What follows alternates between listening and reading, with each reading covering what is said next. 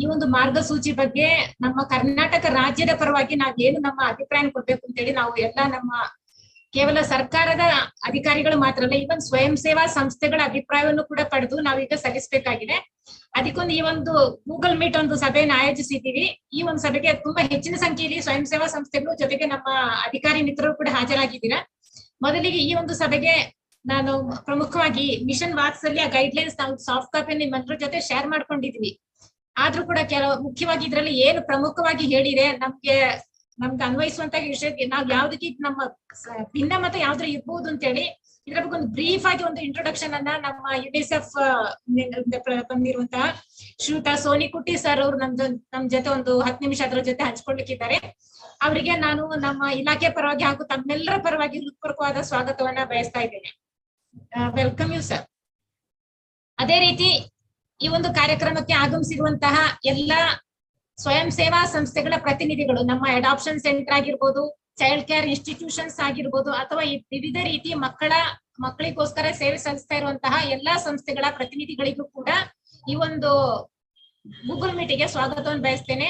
ಅದೇ ರೀತಿ ನಮ್ಮ ಜಿಲ್ಲಾ ಮಕ್ಕಳ ರಕ್ಷಣಾಧಿಕಾರಿಗಳು ಮತ್ತು ಅವರ ಸಿಬ್ಬಂದಿ ವರ್ಗ ಇವರಿಗೂ ಕೂಡ ನಾನು ಸ್ವಾಗತವನ್ನು ಬಯಸ್ತೇನೆ. ಮುಖ್ಯವಾಗಿ ನಾನು ಜಿಲ್ಲಾ ಮಕ್ಕಳ ರಕ್ಷಣಾಧಿಕಾರಿಗಳಿಗೆ ಒಂದು ಕೋರಿಕೆ ಏನು ಅಂತ ಹೇಳಿದ್ರೆ, ಅಟೆಂಡೆನ್ಸ್ ಶೀಟ್ ಅನ್ನ ನಾವು ಇದರಲ್ಲಿ ಬಿಟ್ಟಿದ್ದೀವಿ. ನಿಮ್ಮ ಅಟೆಂಡೆನ್ಸ್ ಅನ್ನ ನೀವು ಅದರಲ್ಲಿ ಫಿಲ್ ಮಾಡಬೇಕು ಅಂತ ಹೇಳಿ ಈ ಒಂದು ಅವಕಾಶದಲ್ಲಿ ಕೇಳ್ಕೊಳ್ತೇನೆ.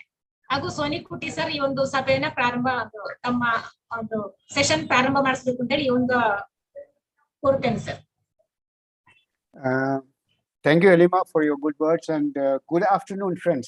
I'm just trying to use the presentation which was made by the ministry to let people know about what Mission Vathsalya is all about, and possibly look at this one as a discussion starter and look at ways that we can actually move forward. And primarily, I would say as stated in the mission objectives, it is to support and sustain children in difficult circumstances, context-based solutions for holistic development, and provide scope for encouraging innovative solutions and cement convergent action. And I think this Mission Vathsalya was approved by the cabinet in late January, I think on 22nd or 28th or something. And the focus of this mission is talking so much about cementing convergent action. And at no point you see any convergence officer or anything in that direction other than responsibilities being given. So we really need to look at it pretty closely. And actually the whole the second pillar on which the whole Mission Vathsalya is anchored is on non-institutional care, basically looking at sponsorship, adoption, foster care as means of in making sure that non-institutional care is strengthened. And there are some revision in cost norms. There is unified portal which is coming up. There is the child survey and national assessment of children. There is talk about a child index. Grading of childcare institutions, convergence with other ministries, and integrating the panchayat and urban local bodies with outreach with community, basically village child protection committees and block level child protection committees being converged with the RDPR initiatives. And I think one of the most significant changes in terms of the whole Mission Vathsalya is the central role of the district magistrate. If you really look at the roles that is to be played by the district magistrate, you will see the sweeping powers and the authority is given to the district magistrate in terms of the implementation of the scheme. Just to have a quick comparison, I think the primary change is on sponsorship foster care budget from 2,000 per child to 4,000 per child, and eligibility criteria is laid down and revised and laid down in the scheme. And also the 5 lakhs rupees ceiling per district is removed, and this all non-institutional support needs to go as a separate proposal to the PAB. And this is a significant deviation from the previous ICPS scheme, where we had certain limitations in reaching out. But here, again, the availability of funds is not visible in the budget allocation, but then this is something which really needs to be looked at. The maintenance grant is increased from 2,100 to 2,500, and in open shelters, it is gone up to 3,000. I'm not looking at the construction grants and this one's like, and a new provision for childcare institution with 25 children is introduced in the scheme.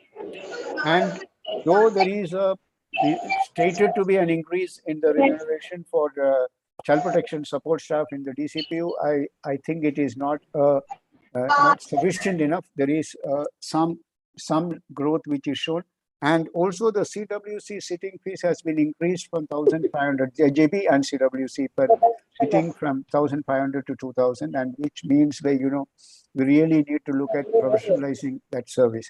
And in the whole new ideas and initiatives which come in is the child survey, child index, and the campaign for prevention of violence against children. So the community-based interventions is something which is specifically seen as a new initiative. And capacity building exercise, and they're talking about a national resource center at NIPSID. And from our knowledge of NIPSID and what it is in delivering, we really need a revamp to, if we are able to make any difference. And then they're talking about a uniform portal, which is Mission Vathsalya portal. We'll just look into that. And talking about higher studies and facilities for children who leave care. Basically, the outputs in terms of outputs and outcomes in terms of statutory services, making sure that all structures in place, all making sure that institutional care, standards of care is maintained, and support is given, and non-institutional care in terms of adequate family-based care, which is like, in terms of numbers, there is no number given, and that is a open area which can actually expand and redefine the nature of Mission Vathsalya.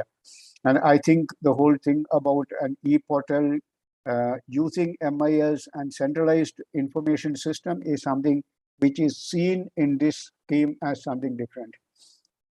As I mentioned in the outset, the one of the pillars on which the whole scheme is based on is convergent action.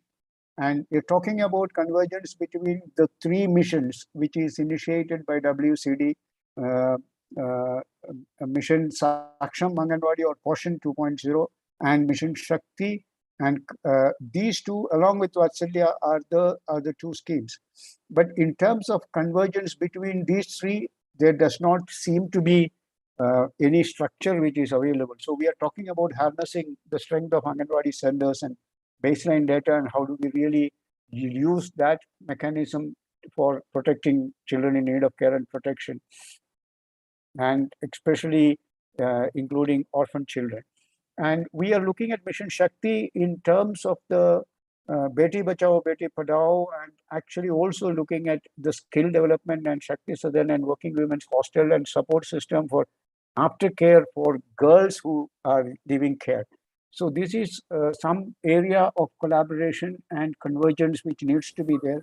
And the whole work on adolescent empowerment in terms of victim protection, in terms of adolescent support groups, and how we really need to do at this is something which is critical. And Kara, I'm not going into details because it is known to all of us. And the scheme talks about the new initiatives which they are talking about is Samvad, which is actually a NIMHANS project which is supported by WCD, an MOU between NIMHANS and WCD, support advocacy, mental health intervention for children in vulnerable circumstances and distress. I think this is something which is based in NIMHANS and supporting the whole child protection intervention. So we have a Lal Bahadur Shastri National Academy. They're looking at a capacity building program primarily on juvenile justice between WCD and Labasna. And also we have a program of WCD and Indian Academy of Pediatrics, which is looking at some of the dimensions of support to CCIs, but I don't think these really have taken full shape. These are initiatives which are just being started. And between ministries, convergence is seen with the social justice and empowerment to look at de-addiction activity within CCIs, which is a very and inclusion of orphans, abandoned children under scholarship scheme. And this is something which is critical. And also for persons with disabilities, the whole Deen Dayal Disabled Rehabilitation Scheme linkage to children who are disabled in the childcare institutions is something which is part of this convergence. And we're looking at skill development and entrepreneurship. It's basically the whole concept of linking aftercare support to children who live in care and making sure. And the education department in terms of CCI education, but I think this is also goes beyond to look at second chance education for adolescents and children who have dropped out and rescued child laborers. There needs to be a lot of convergence there. And Home Affairs BPRD is the Bureau of Police Research and Development, which is mentioned here, and training calendar to be developed by BPRD, training to be imparted to commissionaries. This is something which is like, whether do we look at BPRD or do we look at the state and national police academy, something which needs some thought from our side, from our practical experience, and also for the legal services authority. Is it the legal services authority or the national and state judicial academies which needs this collaboration in terms of capacity building is something which we really need to look at. In addition to NALSA and BPRD, how do we bring in those at the state level is something which might consider. And health and family welfare is like, we're talking about medical officers and RKSK support and adolescent support in CCIs, which is part of it. And the whole focus on investment for child welfare from corporate affairs and CSR guidelines. And I think this is something which is mentioned in great detail in terms of the scheme, looking at that potential of using corporate social responsibility guidelines for making sure that we get enough monies for sponsorship and adoption and other areas which are there. And we're talking about the Ministry of Statistics and Program Implementation doing the survey and vulnerability assessment. And you're talking about a national child survey, which is being considered under the scheme. And with the Home Affairs, we're looking at the training and capacity building of SJPUs and looking at integration of Childline with MHA in terms of some clarity on that is required. Ministry of External Affairs in terms of standard operating procedures, repatriation, registration of children across international borders and especially trafficked children, and primarily looking at Nepal, Bangladesh, and similar situations where children end up here in large quantities. Now, the large numbers of children who need that kind of support needs to be worked with External Affairs. And Department of Law Ministry, Law and Justice, basically we're looking at fast track courts and the judicial support in terms of the judiciary collaboration. Ayush Ministry in terms of developing calendar of activities and what is done to Ayush centers in terms of the physical activities which is happening in childcare institutions, that linkage. And the Ministry of Electronics and Information Technology is in terms of the kind of supports which is there in terms of activity calendars and things that can be done. And RDPR is something which they are mentioning in great detail. Organized Bal Panchayat, I think Karnataka stands in very good position to use this one, and also to allot budget to facilitate block and village level child protection committees. And I think in the scheme in 4.4.2 and 4.4.3, and the mention about the 4.4.6 about this, and talking about 5% of the untied funds at the GP level to be utilized for this. But I think that is got how much money does that entail and what does it mean needs to be looked in greater detail. And Ministry of Labor, we all know on child labor the kind of requirement for coordination. Now, the scheme really looks at the village level, district level, and state level coordinations. And village level, as I was mentioning, is anchored on Panchayati Raj systems, and RDP are looking at village and block level, not only the structures, but also looking at the resources, the 5% of the untied funds. And as I said earlier, this is something we might need to look at in terms of convergent ecosystem. How do we really look at this one? And the district level, as I mentioned at the beginning, district magistrate to be the nodal point. And if you look at the responsibility of the district magistrates, you will see it in great detail. And knowing the kind of responsibilities and how they are pulled together, this is something which requires. And the scheme also talks about the assistant development committee, assistant collectors being designated, the potential of that. And I think Karnataka had experimented with a network, and you had a WhatsApp group of assistant collectors information, and maybe this is something which might actually be a good practice, which might be promoted in Karnataka separately to see how we can use that one. And state level chief secretary to head the steering committee. And when we are talking about so much of convergence between other departments and ministers, something headed by chief secretary is a right thing to happen. But then who will actually do this convergence is going to be at the state level. We do not have a convergence officer, and within the district level, we do not have a designated convergence functionary who might actually be delivering this. And this is about Vathsalya portal, which they are talking about, to make sure that we have integration of the Koya Paya missing children, the Kara carings, the CCI online registration, and other support systems which we are talking about is necessarily coming into this portal. And basically what the state needs to do in terms of proposal formulation and follow-up, and the criteria for selection is given to the states in terms of how much money to be utilized, what timelines, how do we really look at it. And what we are talking about, the other stakeholders, corporate sector is viewed as a critical stakeholder in terms of pushing some of these CSR activities, and especially getting financial support to child protection. We're looking at local institutions, individuals, strengthening of non-institutional services, looking at media and advocacy groups in terms of, like, how do we really promote and protect child rights in this, and also community groups and local leaders, volunteers, youths, families, and children.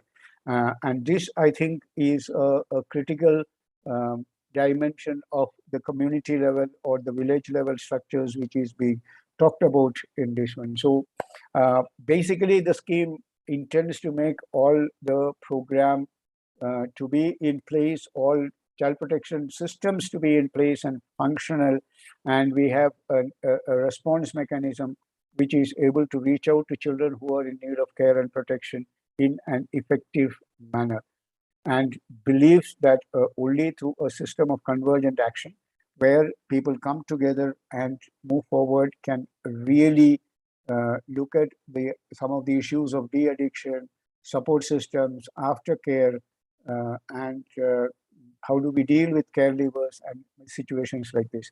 And I think this is in a nutshell how the scheme looks at. And I personally believe that our discussion needs to be centered around, we really need to look at how do we really look at who can actually make a difference, and how do we really look at using this opportunity of the new scheme to make that difference in the lives of children. There are some very gray areas, especially in terms of in terms of the child line, the non-clarity on the child line and its functionality, because there is lack of clarity on that, and also the lack of clarity on so much of discussion on village and block level child protection systems. We do not know what happens to it. And the scheme also talks about up to 3 protection officers in the districts. based on the number and district spans, and no mention of the numbers there. So I think these would be some areas where we can actually come with specific numbers and really look at how do we move forward. And in the outset in the program, if you really look at in 4.2, the whole discussion of all legislations related to children, the support coordination for effective implementation of all legislations, including POCSO and others, child marriage, all the legislations are listed there, which is not been in terms of its implementation, which does not come out anywhere down the line. So how do we really look at this is going to be something which is critical, and that's one area we might be able to give some suggestions to the ministry on how we take it forward. This is from me as an intro. So over to you to take forward. Yeah. Thank you, sir. ತುಂಬಾ ವಿಸ್ತಾರವಾಗಿ entire mission ವಾತ್ಸಲ್ಯದ ಬಗ್ಗೆ ತಿಳಿಸಿಕೊಟ್ಟಿದ್ದೀರಿ. ಈಗ ನಾನು request ಮಾಡ್ತಾ ಇದ್ದೇನೆ, madam join ಆಗಿದ್ದಾರಾ Giridhar sir?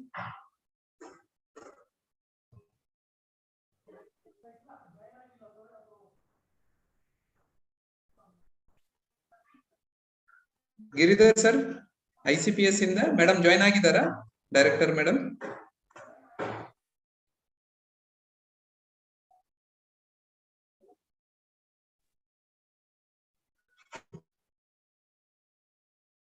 Okay, so mostly yes, madam join ಆಗ್ತಾ ಇದ್ದಾರೆ ಅಂತ ಅನಿಸುತ್ತೆ.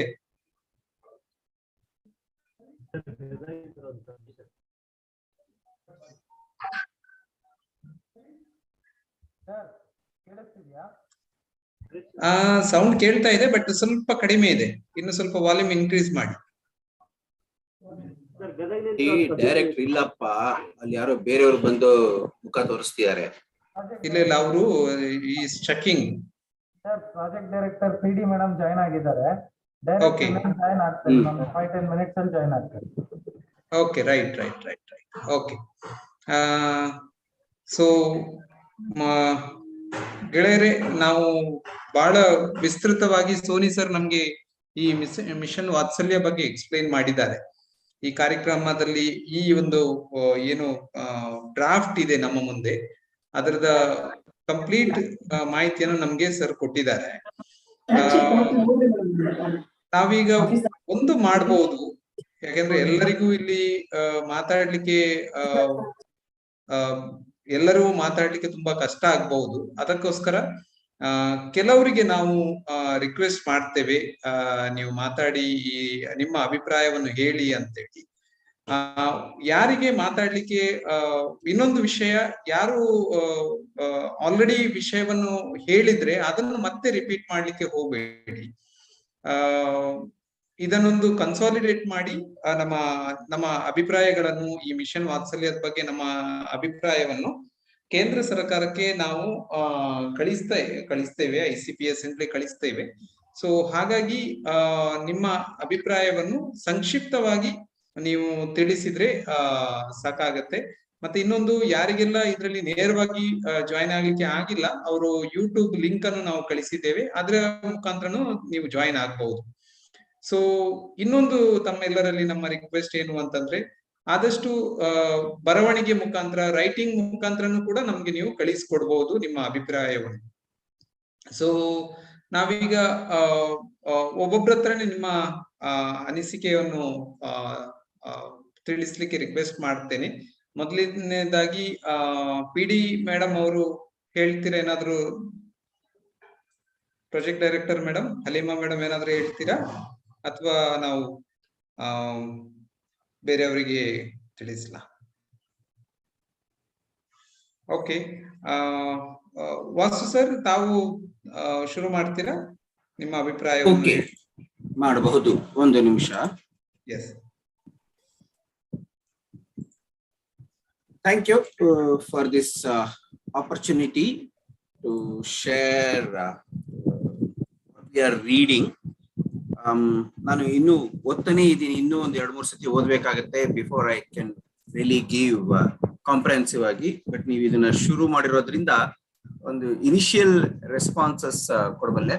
Thanks to Soni for giving the overall picture, and we were all parties together when minister presented it, and some of us raised some questions and suggestions, and ನಮ್ಗಳಿಗೆಲ್ಲರಿಗೂ ಬೇರೆ ಬೇರೆ ತರದ ಉತ್ತರಗಳು ಬಂದಿದೆ. Anyway, ನಾನು ತುಂಬಾ ಡೀಟೇಲ್ ಆಗಿ ಹೋಗಲ್ಲ, ಬರಿತಾ ಇದ್ದೀನಿ ಅಂತ ಹೇಳದ್ನಲ್ಲ ಆ ತರದ್ದು. In the very beginning of the document ಅವರು children are the future citizens of India and are an equal and important part of our culture ಅಂತ ಹೇಳ್ಕೊಂಡು ಹೋಗ್ತಾರೆ. I think the language should change. ಅಲ್ಲಿಂದನೇ ಶುರು ಮಾಡಬೇಕಾಗತ್ತೆ. Children are citizens of India with rights ಅನ್ನೋದನ್ನ ತಗೊಳ್ಬೇಕು ನಾವು. The very concept of once upon a time future citizens should change, and people should understand that children are born with rights and they are citizens of this country ಅನ್ನೋದು. ಇದು ಸರ್ಕಾರದಿಂದ ಮತ್ತು people from highest position ಇಂದ ಬರಕ್ ಶುರು ಮಾಡಿದ್ರೆ ಅದು ನಿಧಾನವಾಗಿ ಸರ್ಕಾರದಲ್ಲಿ ಕೆಲಸ ಮಾಡ್ತಿರೋರಿಗೆ, ಜನಪ್ರತಿನಿಧಿಗಳಿಗೆ ಮತ್ತು ಬೇರೆ ಪ್ರೈವೇಟ್ ಬಾಡೀಸ್ಗೆ ಎಲ್ರಿಗೂ ಕೂಡ ಹೋಗ್ತದೆ.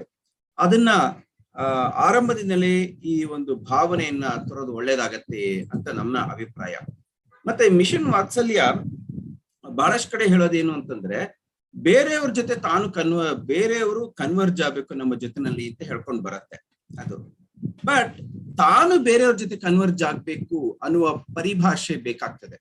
ಉದಾಹರಣೆಗೆ, it as social welfare department has to converge with us, labour department has to converge with us ಅಂತ. ಬಟ್ ನಾವು ಫೀಲ್ಡ್ ಅಲ್ಲಿ ಎದುರಿಸೋ ದೊಡ್ಡ ಸಮಸ್ಯೆ ಏನು ಅಂತಂದ್ರೆ, ಟೇಕ್ ಫಾರ್ ಎಕ್ಸಾಂಪಲ್ CALPR ನಲ್ಲಿ ಅವರು ಸೆಕ್ಷನ್ 17 ಆಫೀಸರ್ಸ್ ಬಗ್ಗೆ ಹೇಳ್ತಾರೆ, ಮತ್ತೆ ನಮ್ಮ PCM ಸೆಕ್ಷನ್ 16 ಆಫೀಸರ್ಸ್ ಬಗ್ಗೆ ನಾವು ಹೇಳ್ತೀವಿ. ಇವ್ರೇನ್ ಹೇಳ್ತಾರೆ, ಲೇಬರ್ ಡಿಪಾರ್ಟ್ಮೆಂಟ್ ಅವರು, ಬೇರೆ ಡಿಪಾರ್ಟ್ಮೆಂಟ್ ಅವರು ಯಾರು ಬರಲ್ಲ ಚೈಲ್ಡ್ ಲೇಬರ್ ಕೇಸಸ್ ಹಾಕಕ್ಕೆ ಅಂತ ಅವ್ರು ಹೇಳ್ತಾರೆ. ಇವ್ರೇನ್ ಹೇಳ್ತಾರೆ, ವಿಮೆನ್ ಅಂಡ್ ಚೈಲ್ಡ್ ಡೆವಲಪ್ಮೆಂಟ್ ಅವರು ಅಂತಂದ್ರೆ, ಬೇರೆ ಡಿಪಾರ್ಟ್ಮೆಂಟ್ ಅವರು ಯಾರು ಬರಲ್ಲ to file cases against child marriages ಅಂತ ಹೇಳ್ತಾರೆ. ಹೀಗಾಗಿ ಪ್ರಾಯಶಃ ಈ ಡಾಕ್ಯುಮೆಂಟ್ ಅಲ್ಲಿ ನಾನು ಬೇರೆಯವ್ರ ಜೊತೆ ಕನ್ವರ್ಜ್ ಆಗಕ್ಕೆ ಮುಂದೆ ಬರ್ತೇನೆ ಅಂತ ಹೇಳ್ಬೇಕು ಅಂತ ನನ್ನ ಭಾವನೆ. ಅದು ಮುಂದೆ ಬರುತ್ತಲ್ಲಿ. ಮತ್ತೆ ಇನ್ನೊಂದ್ ಕಡೆ ಏನ್ ಹೇಳುತ್ತೆ, ಗ್ರೋತ್ ಅಂಡ್ ಡೆವಲಪ್ಮೆಂಟ್ ಗೆ ಅಂತ ಹೇಳುತ್ತೆ.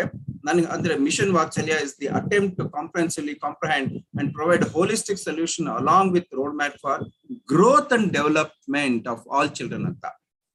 ಇಲ್ಲಿ ತುಂಬಾ ಕಡೆ ಗ್ರೋತ್ ಅಂಡ್ ಡೆವಲಪ್ಮೆಂಟ್ ರೆಸ್ಟ್ರಿಕ್ಟೆಡ್ ಅಂತ ನನಗೆ ಅನ್ಕೊಳ್ತೀನಿ ನಾನು. ಗ್ರೋತ್ ಅಂತಂದಾಗ ಸರ್ವೈವಲ್ ಅಂಡ್ ಹೆಲ್ತ್ ಅಂಡ್ ಆ ವಿಷಯಗಳು, ಡೆವಲಪ್ಮೆಂಟ್ ಅಂದಾಗ ಎಜುಕೇಶನ್, ಕಾಗ್ನೇಟಿವ್ ಡೆವಲಪ್ಮೆಂಟ್ ಈ ತರದೆಲ್ಲ ಹೇಳುತ್ತೆ. ನಮ್ಗೆ ಅನ್ಸುತ್ತೆ ಇಲ್ಲಿ ಪ್ರೊಟೆಕ್ಷನ್ ಬಗ್ಗೆ ತುಂಬಾ ವಿಷಯಗಳು ಇರೋದ್ರಿಂದ ಮಿಷನ್ ವಾತ್ಸಲ್ಯದಲ್ಲಿ they should specify that growth, protection and development, ಆ growth, development, protection of all children ಅಂತ ಹೇಳ್ಬೇಕಾಗತ್ತೆ ಅಂತ ನನ್ನ ಅಭಿಪ್ರಾಯ. ಅಲ್ಲಿ ನಾವು ಇದನ್ನ ಬರಿತಾ ಇದ್ದೀನಿ, ಕೊಡ್ತೇನೆ.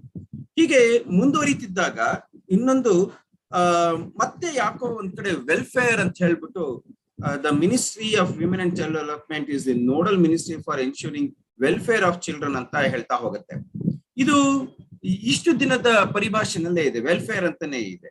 ನಾವೀಗ ರೈಟ್ಸ್ ಪರ್ಸ್ಪೆಕ್ಟಿವ್ ಬಗ್ಗೆ ಮಾತನಾಡ್ತಿರ್ಬೇಕಾದ್ರೆ ಬಿಗಿನಿಂಗ್ ಅಲ್ಲೇನೆ let us say ensuring rights of children ಅಂತ ಹೇಳಿ, ಆ ರೈಟ್ಸ್ ಯಾವುದು ಅಂತಂದ್ರೆ ಹೇಳ್ಬಿಡೋಣ ಅಂತ, survival, protection, development, participation, rights of children ಅಂತ ಹೇಳ್ಬೇಕು ಅಂತ. ಗುಜರಾತ್ ಮಕ್ಕಳದು ತೆಗಿಯಕ್ಕೆ ಅವಳಿಗೆ ಗೊತ್ತಾಗ್ತಾ ಇಲ್ಲಪ್ಪ ಪ್ಲೀಸ್. ಇವರು ಬೇರೆಯವ್ರು ಮಾತನಾಡ್ತಿರ್ತಾರೆ. ಆಮೇಲೆ ಮುಂದೆ ಬಂದಾಗ ಇಲ್ಲಿ ಕಾಯ್ದೆಗಳ ಬಗ್ಗೆ ಮೆನ್ಷನ್ ಮಾಡ್ಬೇಕಾದ್ರೆ ಡೆವಲಪ್ಮೆಂಟ್ ಅಂತ ಹೇಳಿದ ಮೇಲೆ you need to mention along with the other ಕಾಯ್ದೆಗಳು. ಪೇಜ್ ನಂಬರ್ 6 ಅಲ್ಲಿ ಬರುವಂತದ್ದು ಇಟ್ ಸೇಸ್ ಅಬೌಟ್ ಏನು ಜೂನಿಯರ್ ಜಸ್ಟಿಸ್ ಆಕ್ಟ್ ಬಗ್ಗೆ ಹೇಳುತ್ತೆ, protection of children from sexual offences ಬಗ್ಗೆ ಹೇಳ್ತಾ ಹೋಗುತ್ತೆ, ಬೇರೆ ಆಕ್ಟ್ಗಳ ಬಗ್ಗೆ ಹೇಳುತ್ತೆ. Why not mention about RTE act as well as CALPRA? ಇದನ್ನೇ ಹೇಳಿದ್ ನಾನು. ಕನ್ವರ್ಜೆನ್ಸ್ ಬಗ್ಗೆ ನಾವು ಮಾತನಾಡ್ತೀವಿ ಅಂತಂದ್ರೆ ಬೇರೆಯವರು ನಮ್ಮ ಜೊತೆ ಬರ್ಲಿ ಅನ್ನೋಕ್ ಮುಂಚೆ ನಾವು ಬೇರೆಯವ್ರ ಜೊತೆ ಹೋಗ್ತೀವಿ ಅನ್ನೋಕ್ಕೋಸ್ಕರ RTE ಮತ್ತೆ CALPRA ಇಲ್ಲಿ ಮೆನ್ಷನ್ ಮಾಡ್ಬೇಕು ಅಂತ ಅನ್ಸತ್ ನನ್ಗೆ. Then also bringing the optional protocols ಏನಿದೆ ನಮ್ ದೇಶದ್ದು, ಅವುಗಳನ್ನು ಕೂಡ ಹೇಳಕ್ ಶುರು ಮಾಡಿ. ನಾವು ಬರೀ ಅಡಾಪ್ಷನ್ ಮಾತ್ರ ಎತ್ತಿ ಹಿಡ್ಕೊಂತಿದೀವಿ, ಮುಂದೇನು ಬರುತ್ತೆ ಅಡಾಪ್ಷನ್ ಬಗ್ಗೆ ಸಪರೇಟ್ ಆಗಿ ಸಾರಾನ ಆಫೀಸು ಅಂತೆಲ್ಲ ಹೇಳುತ್ತೆ. ಸೊ ನಾವು ಆಪ್ಷನಲ್ ಪ್ರೋಟೋಕಾಲ್ಸ್ ಬಗ್ಗೆನೂ ಕೂಡ ಇಲ್ಲಿ ಹೇಳಿದರೆ ನಮ್ಮ ಬ್ಯಾಕ್ ಗ್ರೌಂಡ್ ಅಲ್ಲಿ ಬರುತ್ತೆ ಅಂತ ಅನ್ಸುತ್ತೆ. ಮುಂದೆ ಹೇಳ್ತಾ ಪೇಜ್ ನಂಬರ್ ಅದೇ ಪೇಜ್ ನಂಬರ್ 6 ಅಲ್ಲಿ ಕೆಳಗೆ ಬರ್ತಾ ಗೋಲ್ಸ್ ಅಲ್ಲಿ 1.3 ನಲ್ಲಿ it talks about innovative solutions ಅನ್ಬಿಟ್ಟು ಅಂತ. ಅದಕ್ಕೇನಾದ್ರು ಫಂಡ್ ಇಟ್ಟಿಯಾರ ಅನ್ನೋದು ನನ್ನ ಒಂದು ಪ್ರಶ್ನೆ. ಹೇಗೆ provide scope for green field projects and encouraging innovative solutions ಅಂತ ಎಲ್ಲಿ ಬರುತ್ತೆ ನನಗೆ ಗೊತ್ತಾಗಿಲ್ಲ. ಯಾರು ಗೊತ್ತಾದ್ರೆ ದಯಮಾಡಿ ಹೇಳಿ ಫಂಡ್ಸ್ ಎಲ್ಲಿ ಇದಕ್ಕೆ ಕಾಣಿಸ್ತಾರೆ ಅನ್ಬಿಟ್ಟು ಅಂತ. Then it talks about Soni ಕೂಡ ಹೈಲೈಟ್ ಮಾಡೋದು ಸಿಮೆಂಟ್ ಕನ್ವರ್ಜೆಂಟ್ ಆಕ್ಷನ್ಸ್ ಅಂತ.